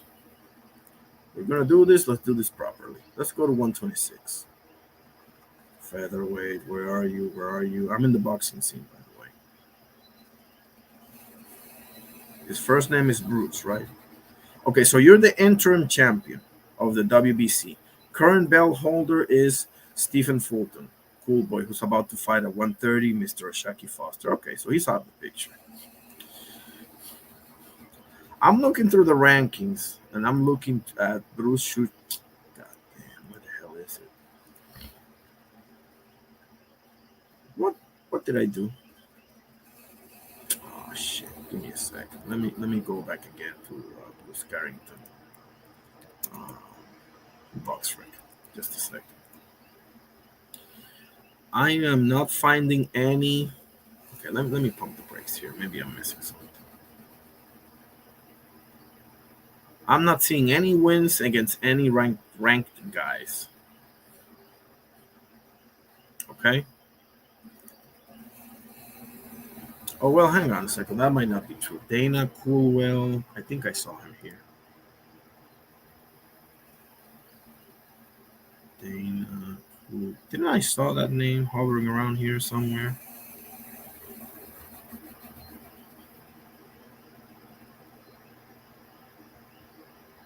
No. Okay, false alarm.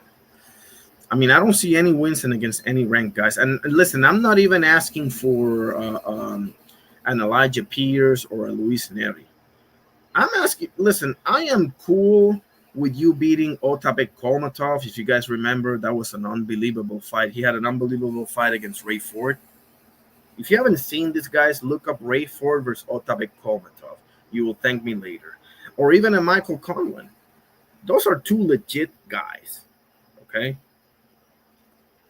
And then we can talk, but until we see otherwise, I mean, he's just a talented guy, you know, who is yet to prove it on the biggest stage. Now, he is 28. It's not like he's 35, you know. But you ain't got no business calling out Naoya Inoue when you know damn well that you haven't put on that work, bro. LB says, Shu will beat both. Who's both? Who's both? Both who? Hang on a second. You can't be talking about Inoue and Nakatani, right? LB, who you talking about? We'll take both. Nick Ball. Nick Ball and Angelo Leo. Probably.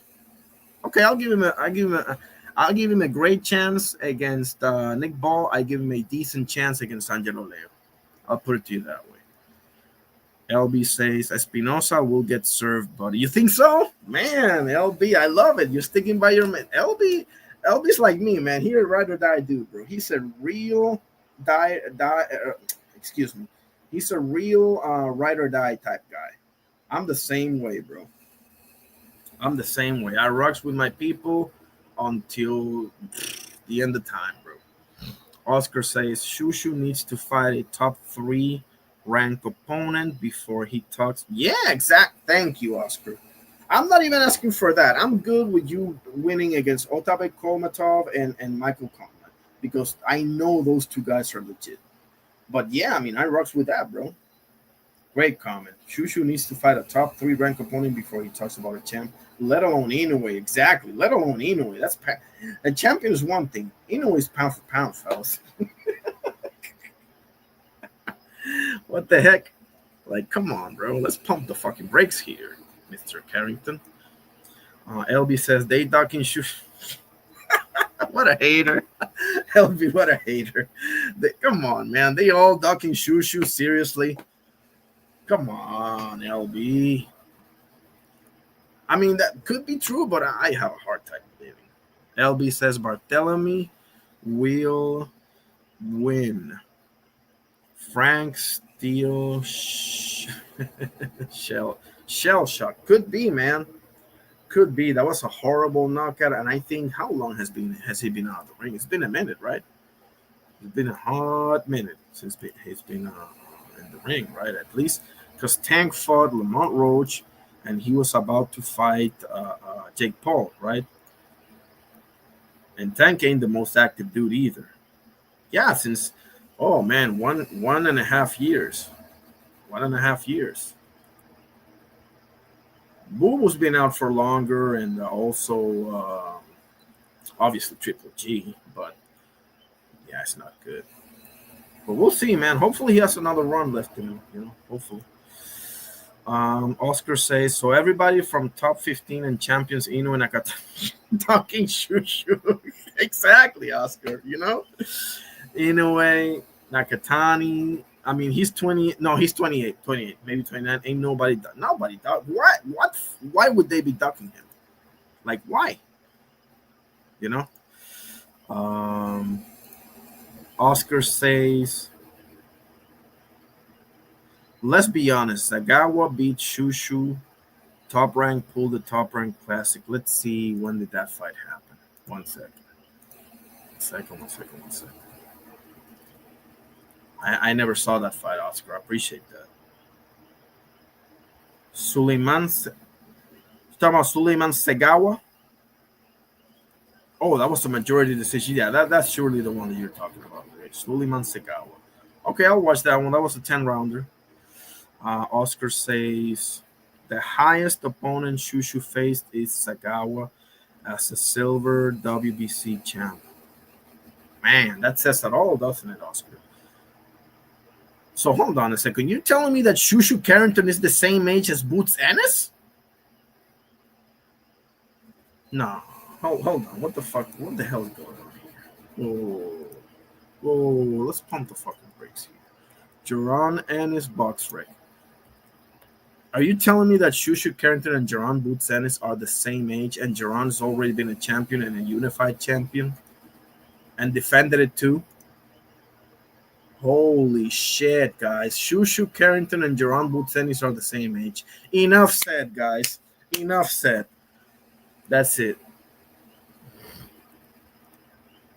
Inoue Hall of Fame for sure, Carrier. Give it to him now, tomorrow, yesterday. That's a damn fact. Carrier says nobody ducking no damn Shushu. Shushu gotta update his resume, to say the least, bro. Because listen, guys, let's be honest here. Shushu doesn't even deserve a fight against the champion, if you ask me. Not right now. Elijah Pierce and Luis Neri are more deserving of fights against champions than Shakur Carrington is. Tell me I'm wrong, fellas. Tell me I'm wrong. And why? I'd love to hear. Maybe I am wrong. But Elijah Pierce and Luis Neri both deserve more a title fight, in my opinion, than Shakur Carrington does. I stand on that. You know? LB says, they ducking Shu, he's calling out. Stop it, LB. They don't want that fade. Come on, LB. You got to give me some sauce. Got to give me more than that. Why would they be ducking him? You got to be messing with me. You got to be messing with me.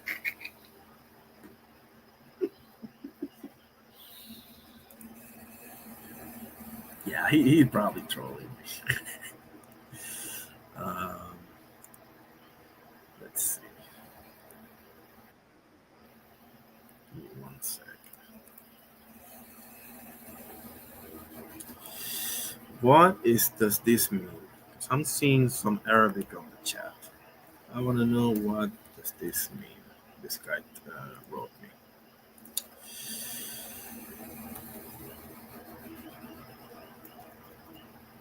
What the heck? Okay, there it is. 1 second. What does this mean? What about the start of the Damische Dosten competition? What is that?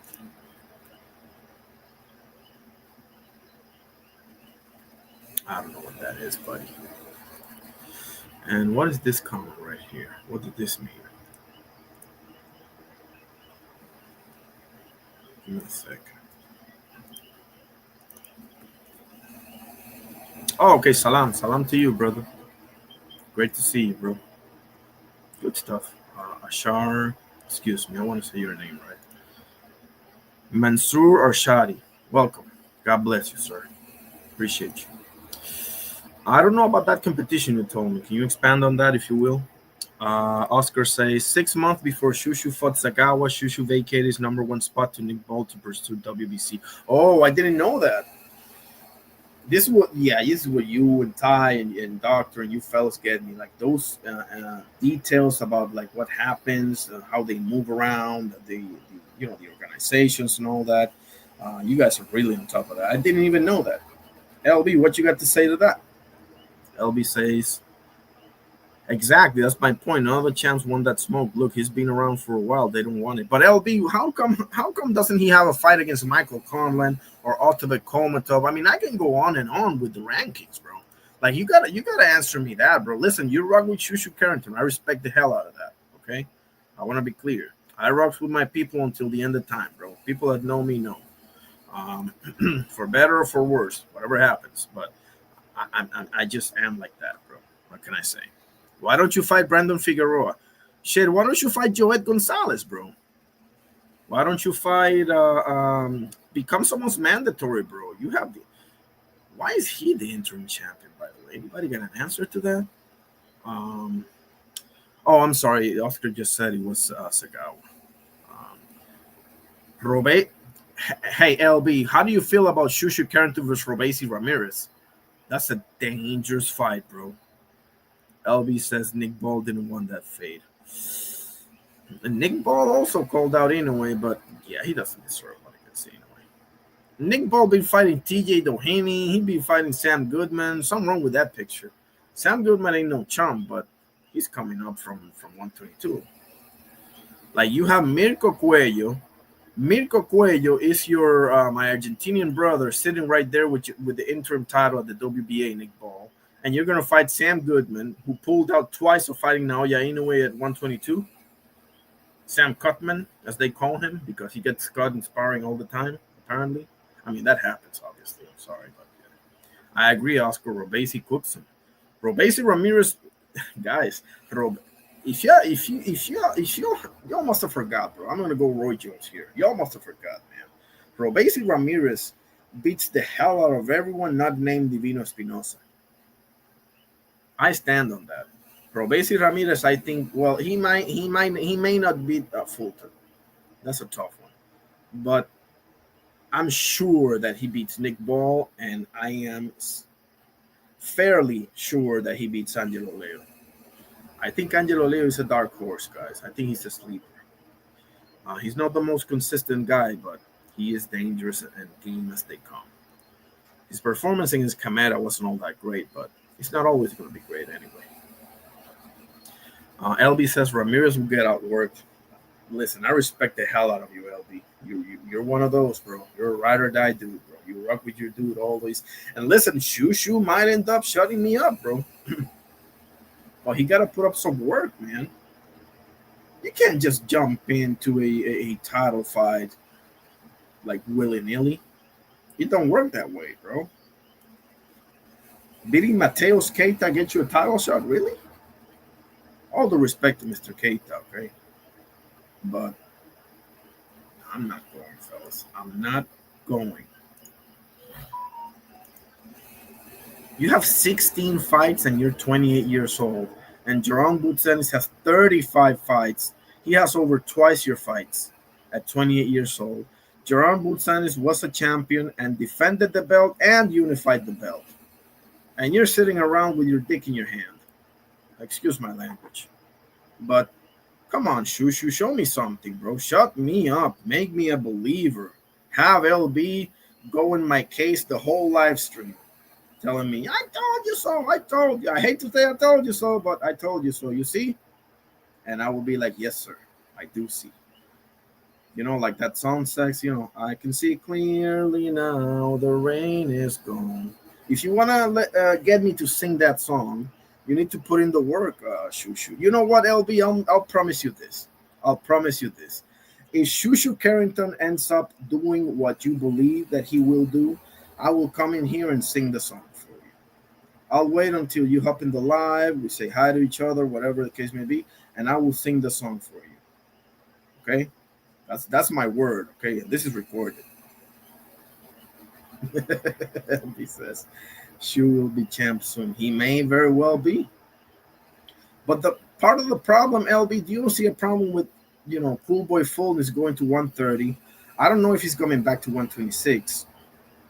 and you're the interim of that belt. So does he get elevated? Should he fight? Let's see. Let me get back to the rankings, because there's a champion in recess by the name of Ray Vargas, right?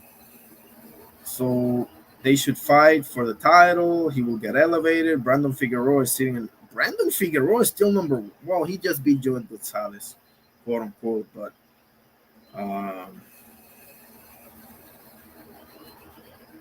mean, what do you think? What do you think? And who do you think is the most favorable matchup for Shakur Carrington? And who do you think? Give me, LB. Let's do this. Give me the toughest matchup that you see for Shakur at 126, and give me the most favorable matchup you see for Shakur at 126. Let's do that. You can name me more than one dude if you want to. Obviously, I think the hardest is this guy, that guy, however you want. But I gotta know. I gotta know. Because that's your man's right there, obviously, or one of them. And I appreciate that. But who do you think can give him the most trouble, and who do you think he's most favorable against? Okay, you want Vargas versus Shakur, and then whoever wins gets the belt. And this is all if Fulton, decides to vacate, decides to campaign at 130, obviously. Because if he comes back, obviously, it's like you said right there, it's Fulton versus Shakur. But who do you think is the toughest matchup for Shakur Carrington, and who do you think is the most favorable matchup? I think this is just me, right? I think the most favorable is Nick Ball, and I think the toughest one is Divino Espinosa.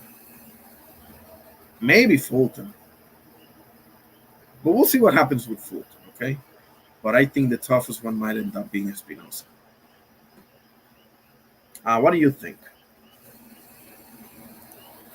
Let's see what else we got. Let's take a look at the news here. Do you have anything else on the? I don't even know. Oh, I was seeing the UFC news as well. Arman Sarukian says he's shocked by Islam Makhachev's impressive UFC 322 win. I wasn't shocked. I was shocked at how dominant he was, but I wasn't shocked. I know he's the goods. Dana White claims Francis Ngannou physically accosted him. Another UFC official says he's a bad guy. I've heard that from a few people. I don't know that that's true or not, obviously. But I've heard from a few people that Francis Ngannou ain't this unbelievable human being. But listen, they might just be haters. They may just have a personal issue with him, or whatever. Whatever. I'm not gonna say that I agree or disagree because I do not know. Ian Machado Gary says I can't stand him, but he's a pretty good fighter. He says, Mr. Simp himself says Islam Makhachev will fight me after UFC Qatar, not quote has been who has no knees. Kamaru. Listen, buddy, you got your ass whooped by Shavkat Rakhmonov. Okay, I mean that was a hell of a fight, but he beat you. So the right thing to do is do Bilal Muhammad versus Shavkat Rakhmonov. Whoever wins gets Islam, and Ilya Topuria got some work to do at lightweight, like my brother Oscar brilliantly articulated the other day, or maybe it was I'm sorry, last night. Oscar says Shushu will become champ after Fulton moves up and he gets email. Another email champion. Man, we're going for the record here, aren't we? Email boxing era, bro. This is the email boxing era. God damn. That's fucked up. Lawrence Okolie. Lawrence Okolie has offered his services to Jake Paul ahead of his December clash with Anthony Joshua. It was confirmed Monday that the two-time world heavyweight champion Joshua will face YouTuber Paul, who's 12-1 with 7 KOs over 8 3-minute rounds at Miami's Casilla Center on December 19. That's in Miami. You know what? I want to ask Kendrick and Doctor if they're going to go to that fight. Probably they will say no. I want to ask Kendrick and Doc. I don't know if anybody else lives in Miami. Any of you live in Miami? Any of you would go to that fight? And while many expect Joshua to walk, who's 28-4 with 25 KOs, good God, to walk through Paul inside a round, Okoli is not so sure. The ex-cruiserweight world champion has sparred countless rounds with AJ, who is his former manager and now wants to help Paul be competitive in the fight. Quote, I want to go and help Jake Paul and give him a chance, Okoli said Tuesday from his training base in Dubai. Quote, I want to go out there to Puerto Rico. The offer is there. Quote, I know I have a fight coming up, but I'll go out for a couple of weeks. I want to know what it is that's allowed Jake Paul to. I want to know what it is that's allowed Jake Paul to say to himself, I'm going to get in there with a 250-pound muscle man from England. This big guy, Olympic gold, former heavyweight, two-time heavyweight world champion of in front of millions of fans on Netflix. Oh boy. I need to know. Maybe he's got a secret that I don't know, but I want to know before the fight. We'll see. I would accept the offer in a heartbeat if I'm Jake Paul. You need all the help you can get, Jake boy. Trust and believe that. Oscar says, not saying Shushu is bad, but he's been on a downslope. That's for damn sure. I feel the move to 130 will be the smart move. Just feel Top Rank will keep him at 120. Hey, that's an interesting question. 130. Shakur Carrington, we got Navarrete and Sugar Nunez are about to unify. We got Lamar Roach, who's not fighting at that weight right now, right? He's fighting at 40 against Pitbull, right? So he's out of the picture for the moment. And who's the other one? Oh, Shaki. I'm sorry, Shaki Foster, yeah. Who's about to defend against Fulton. So, I mean, sure. Let's have him. What do you think of that, LB? Should he go to 130? What do you think of that, LB? He says Shu against Fulton would be his toughest fight. Yeah, I can believe that for sure. I can believe that. Do you think Shu should go to 30 like Oscar said? That's an interesting point. I mean, I guess if you believe that an Naoya Inoue fight is possible, probably the answer is no. He should probably stay at 126 because Naoya Inoue has said before that he has thought about moving to 126. Obviously, that's not the case anytime soon right now, but he has said it before. So, right, not yet. Not yet. It's not a no. It's a not yet. Yeah, that's the best answer. Yeah, I rocks with that, LB, for sure. Yeah, I agree. What other news we got? Let's see. Jermaine Franklin on Moses Itama fight, quote, I'll die for this. Not lying down for anybody. Come on, Jermaine. I mean, I love the attitude, but you're probably going to get put to the wood chipper here. Let's be honest. How does Sam Note beat Abdullah Mason, and what would it mean? The only way that he can remotely have a chance, let alone beat him, is if he turns this into a rock and sock and firefight, you know. And even then, he might get decapitated by Abdullah, but that's the only way. He ain't never in a million years going to outbox Abdullah Mason.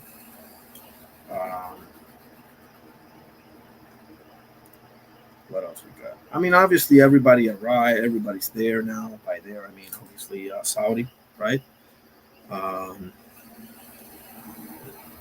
So, you know, you had the open workouts. You had all of that. So, oh, by the way, I'm going to be calling the Pro Box fight on Friday night. Obviously, I got to work, but once I'm going to be watching at work. Obviously, I can't provide commentary when I'm working, but when I get home, I'm going to provide commentary, even if it's for the co-main and the main event only. But I will definitely be doing that. So I'm going to be calling the Pro Box card. I already paid for the Ring 4 card. I already paid for it. I paid for it this morning, so I'll make sure I don't miss it because I got to work Saturday. So I don't know that I will be able, because I don't know. I can't remember, like, what time would it be for us? You know, I don't know if I'm going to be working for the whole card or not, so I just paid for it. I'll make sure that I'll watch it if I can call it, you know. But listen, if I can provide commentary and then all the fights are over before, you know, I get home, I'll at the very least I'll throw in an open panel to discuss the fights. You know that's coming because I am definitely watching.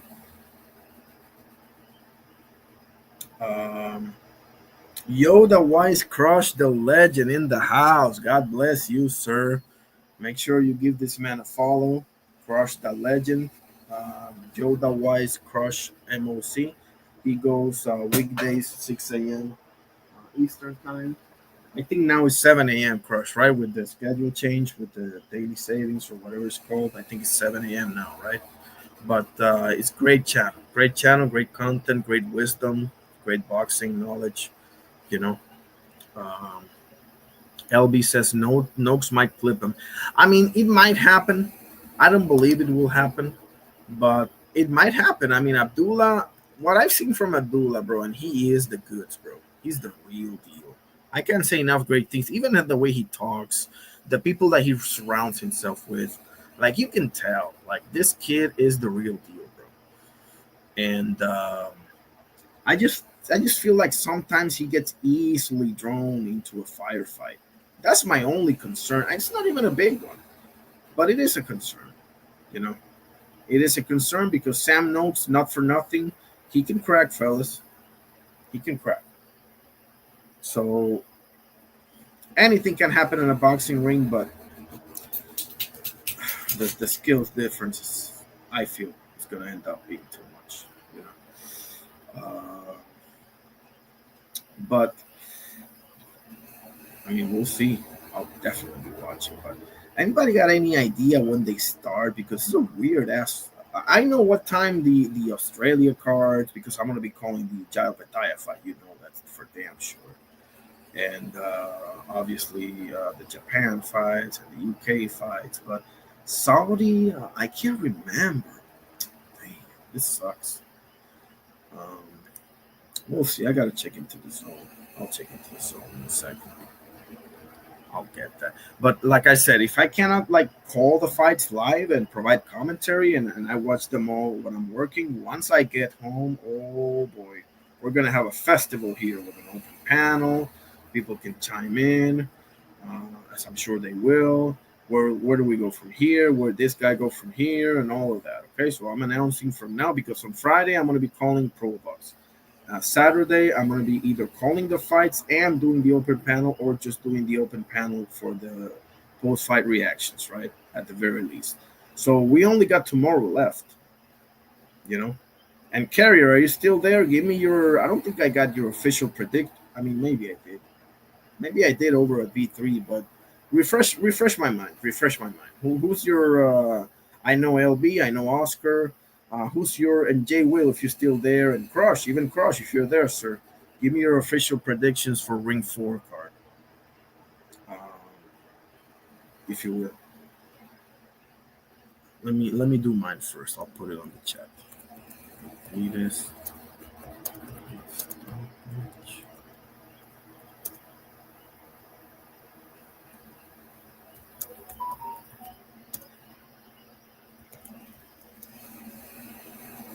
Okay.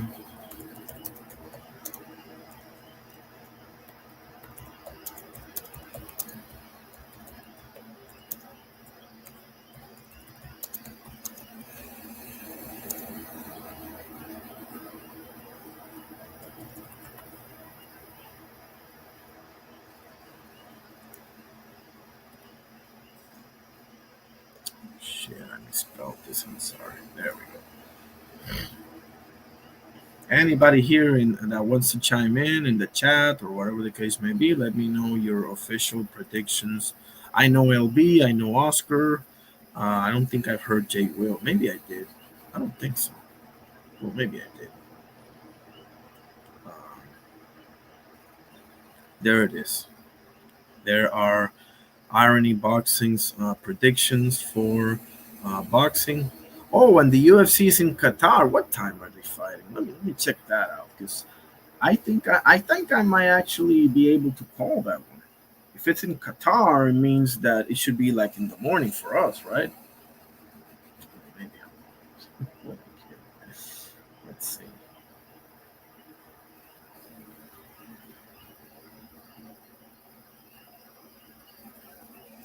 Let me take a look here. and see what time UFC begins on Saturday. The UFC is pretty good on Saturday. Arman Sarukian versus Dan Hooker. Dan Hooker's been on a resurgence, and Arman Sarukian, bro, everybody knows that he gave Islam his toughest fight, probably up to date. People may think it's Poirier or Volkanovski won. Have at it. I think it's Arman Sarukian. Not a fan, but much respect.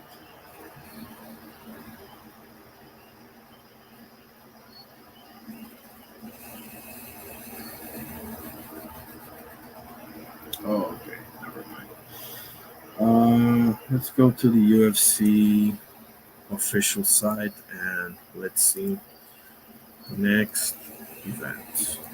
I'll let you know right now. Because I know a lot of you are like me. You'll rock with UFC as well.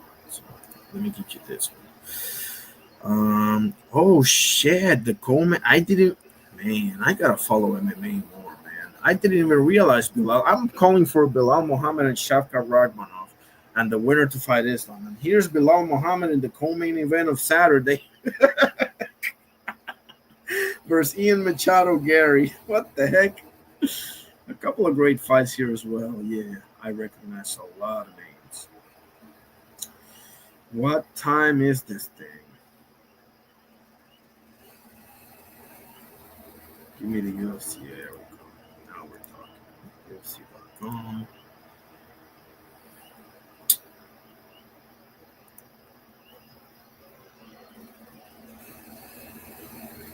When is this going to start? 60 hours. Sarukian versus Hooker. 2 p.m. GMT. What time? Okay, give me a second. What time is that for us?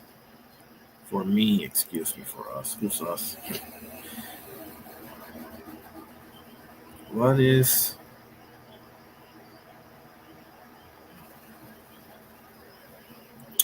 It's 4 hours behind the universal time. It's 4 hours offset. -4. Okay, so it's -4 hours. So if it begins at... Nah, it's... Man, I have no freaking idea. To your local, 12 a.m. Okay, give me a second. I'm just trying to figure out this thing. 2 p.m., right? 2 p.m. over in Qatar. It cannot be...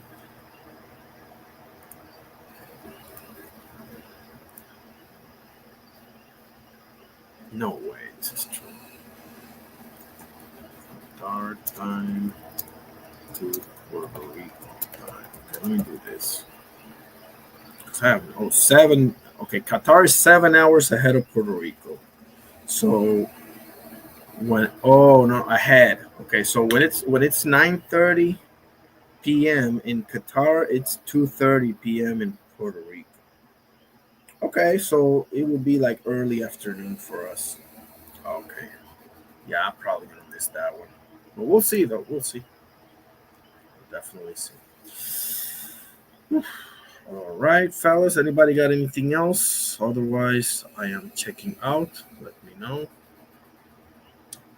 We discussed several things, right? We discussed the Ring 4. We discussed Triple G. We discussed Shakur Carrington. We discussed what else we discussed? A bunch of things, right?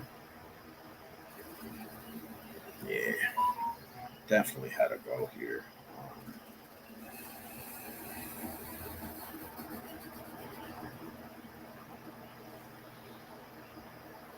I'm going to give it a few minutes if anybody wants to say anything. If not, I will check out. Anybody let me know. You want me to put up the link? I'll put up the link. I pinned it, but just in case you're on your cell phone or something. There it is. If anybody wants to pull up, go ahead and pull up. Let me know what you think about Ring 4, what you think about whatever the case may be. We're going to talk about the UFC, we're going to talk about WWE, we're going to talk about obviously anything boxing. We can talk about BKFC as well, somewhat. I know Trout is about to fight Austin. No doubt Trout is about to fight, fellas. How about that? Austin, no doubt Trout is about to fight Luis Palomino in a rematch in bare knuckle fighting. How about Austin, no doubt Trout, bro? Unbelievable. Unbelievable. What a career, man. Still going at it. Amazing. Amazing. Let's give it up for Austin, no doubt Trout, fellas. Seriously. I think he's a champion. Is he a champion over in I know he won the welterweight or middleweight, I can't remember, championship, but yeah, December 5th, fellas. There it is. Let me put it in the chat. BKFC 85, fellas. December 5th. How about that, huh? I don't know if y'all rock with BKFC. I do sometimes, you know. I kind of like it. It is brutal as hell, though. But rankings, cruise through. Okay, there we go.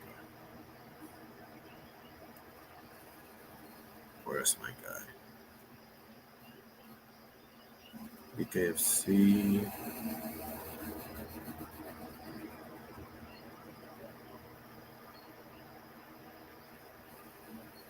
David Mundell is the pound for pound champion in BKFC. I love me some Dave Mundell. And right beneath him is Austin, no doubt Trout, fellas. How about this guy, huh? How about that guy? Who's the seriously, Julian Lane is the champion? I mean, whatever. But worse, I mean, I don't know. Maybe not, it's not updated. I don't know. But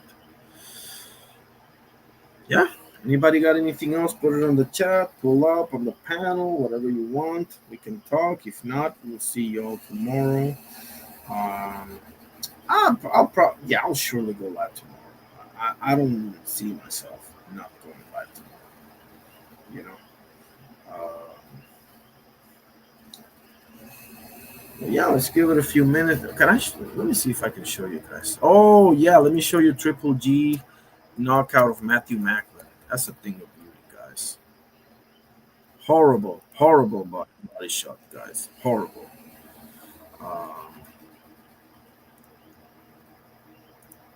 Take a look at. Oh, by the way, yeah, there's the disclaimer. No copyright infringement intended. You know, I'm not monetized. This is educational purposes only. Watch this, guys. Share screen. This is one of the most brutal body shot knockouts I've ever seen. It's right up there with Roy Jones Jr. versus Virgil Hill, and I'm forgetting a bunch, but yeah. Jermell Charlo and Jason Rosario is another brutal one. Take a look at this.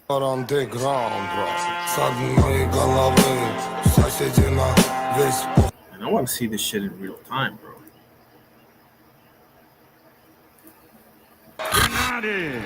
Triple G.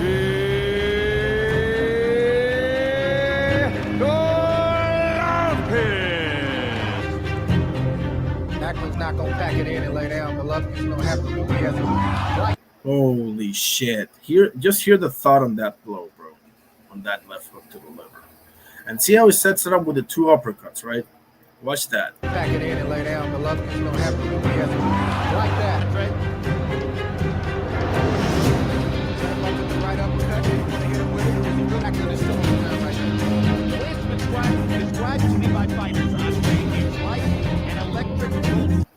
Look at that face, bro.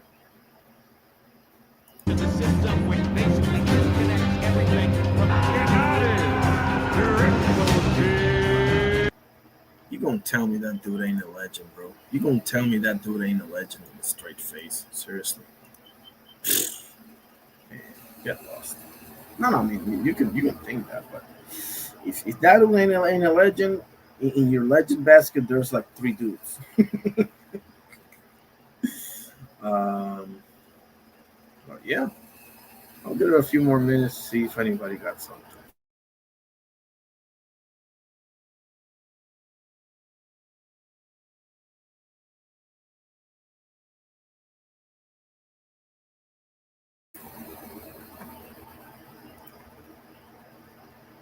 as is a rule, whoever we put on the screen, we got to show you something. So there you'll have it. All right, fellas. Doesn't seem like anybody got anything else, so let's end it as we have accustomed to end, which is with the Lord's Prayer. In the name of the Father, Son, and Holy Spirit. Our Father, who art in heaven, hallowed be thy name. Thy kingdom come, thy will be done on earth as it is in heaven. Give us this day our daily bread, and forgive us our trespasses as we forgive those who trespass against us.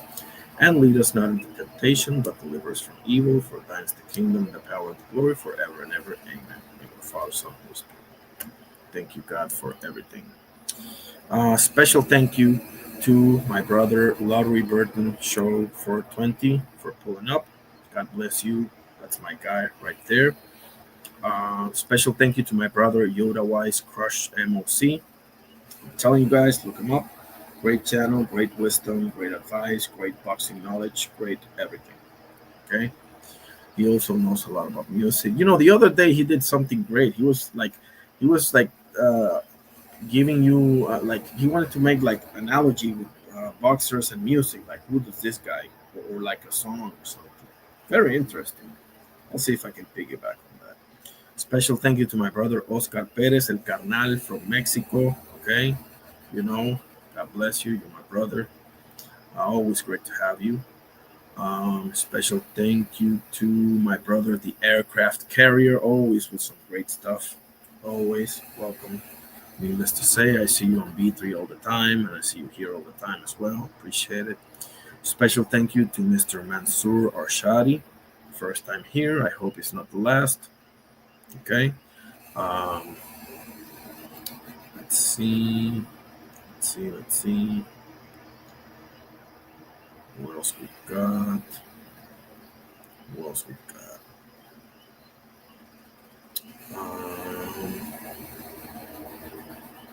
Special thank you to my brother J Will 38. That's my guy right there. God bless you, sir.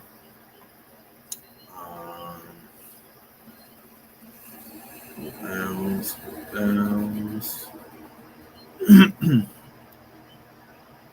Let's go all the way up here. All right. Yep. There we go. I appreciate all of you gentlemen, brothers, for pulling up. God bless you all. I hope you all have a great rest of your week as we prepare to have a feast of fights this coming weekend. Okay. We have a great boxing card. We have on Saturday, we have a pro box card on Friday. And we also have, by the way, there's another fight in the UK. I think Harley Newbank is fighting. And we also have the UFC in Qatar. Arman Sarukian versus Dan Hooker. We also have Bilal Muhammad versus Ian Gary. 2 fights that should be very good. All right. All right, fellas. This was your boy Irony Boxing. We shall see you soon. Peace.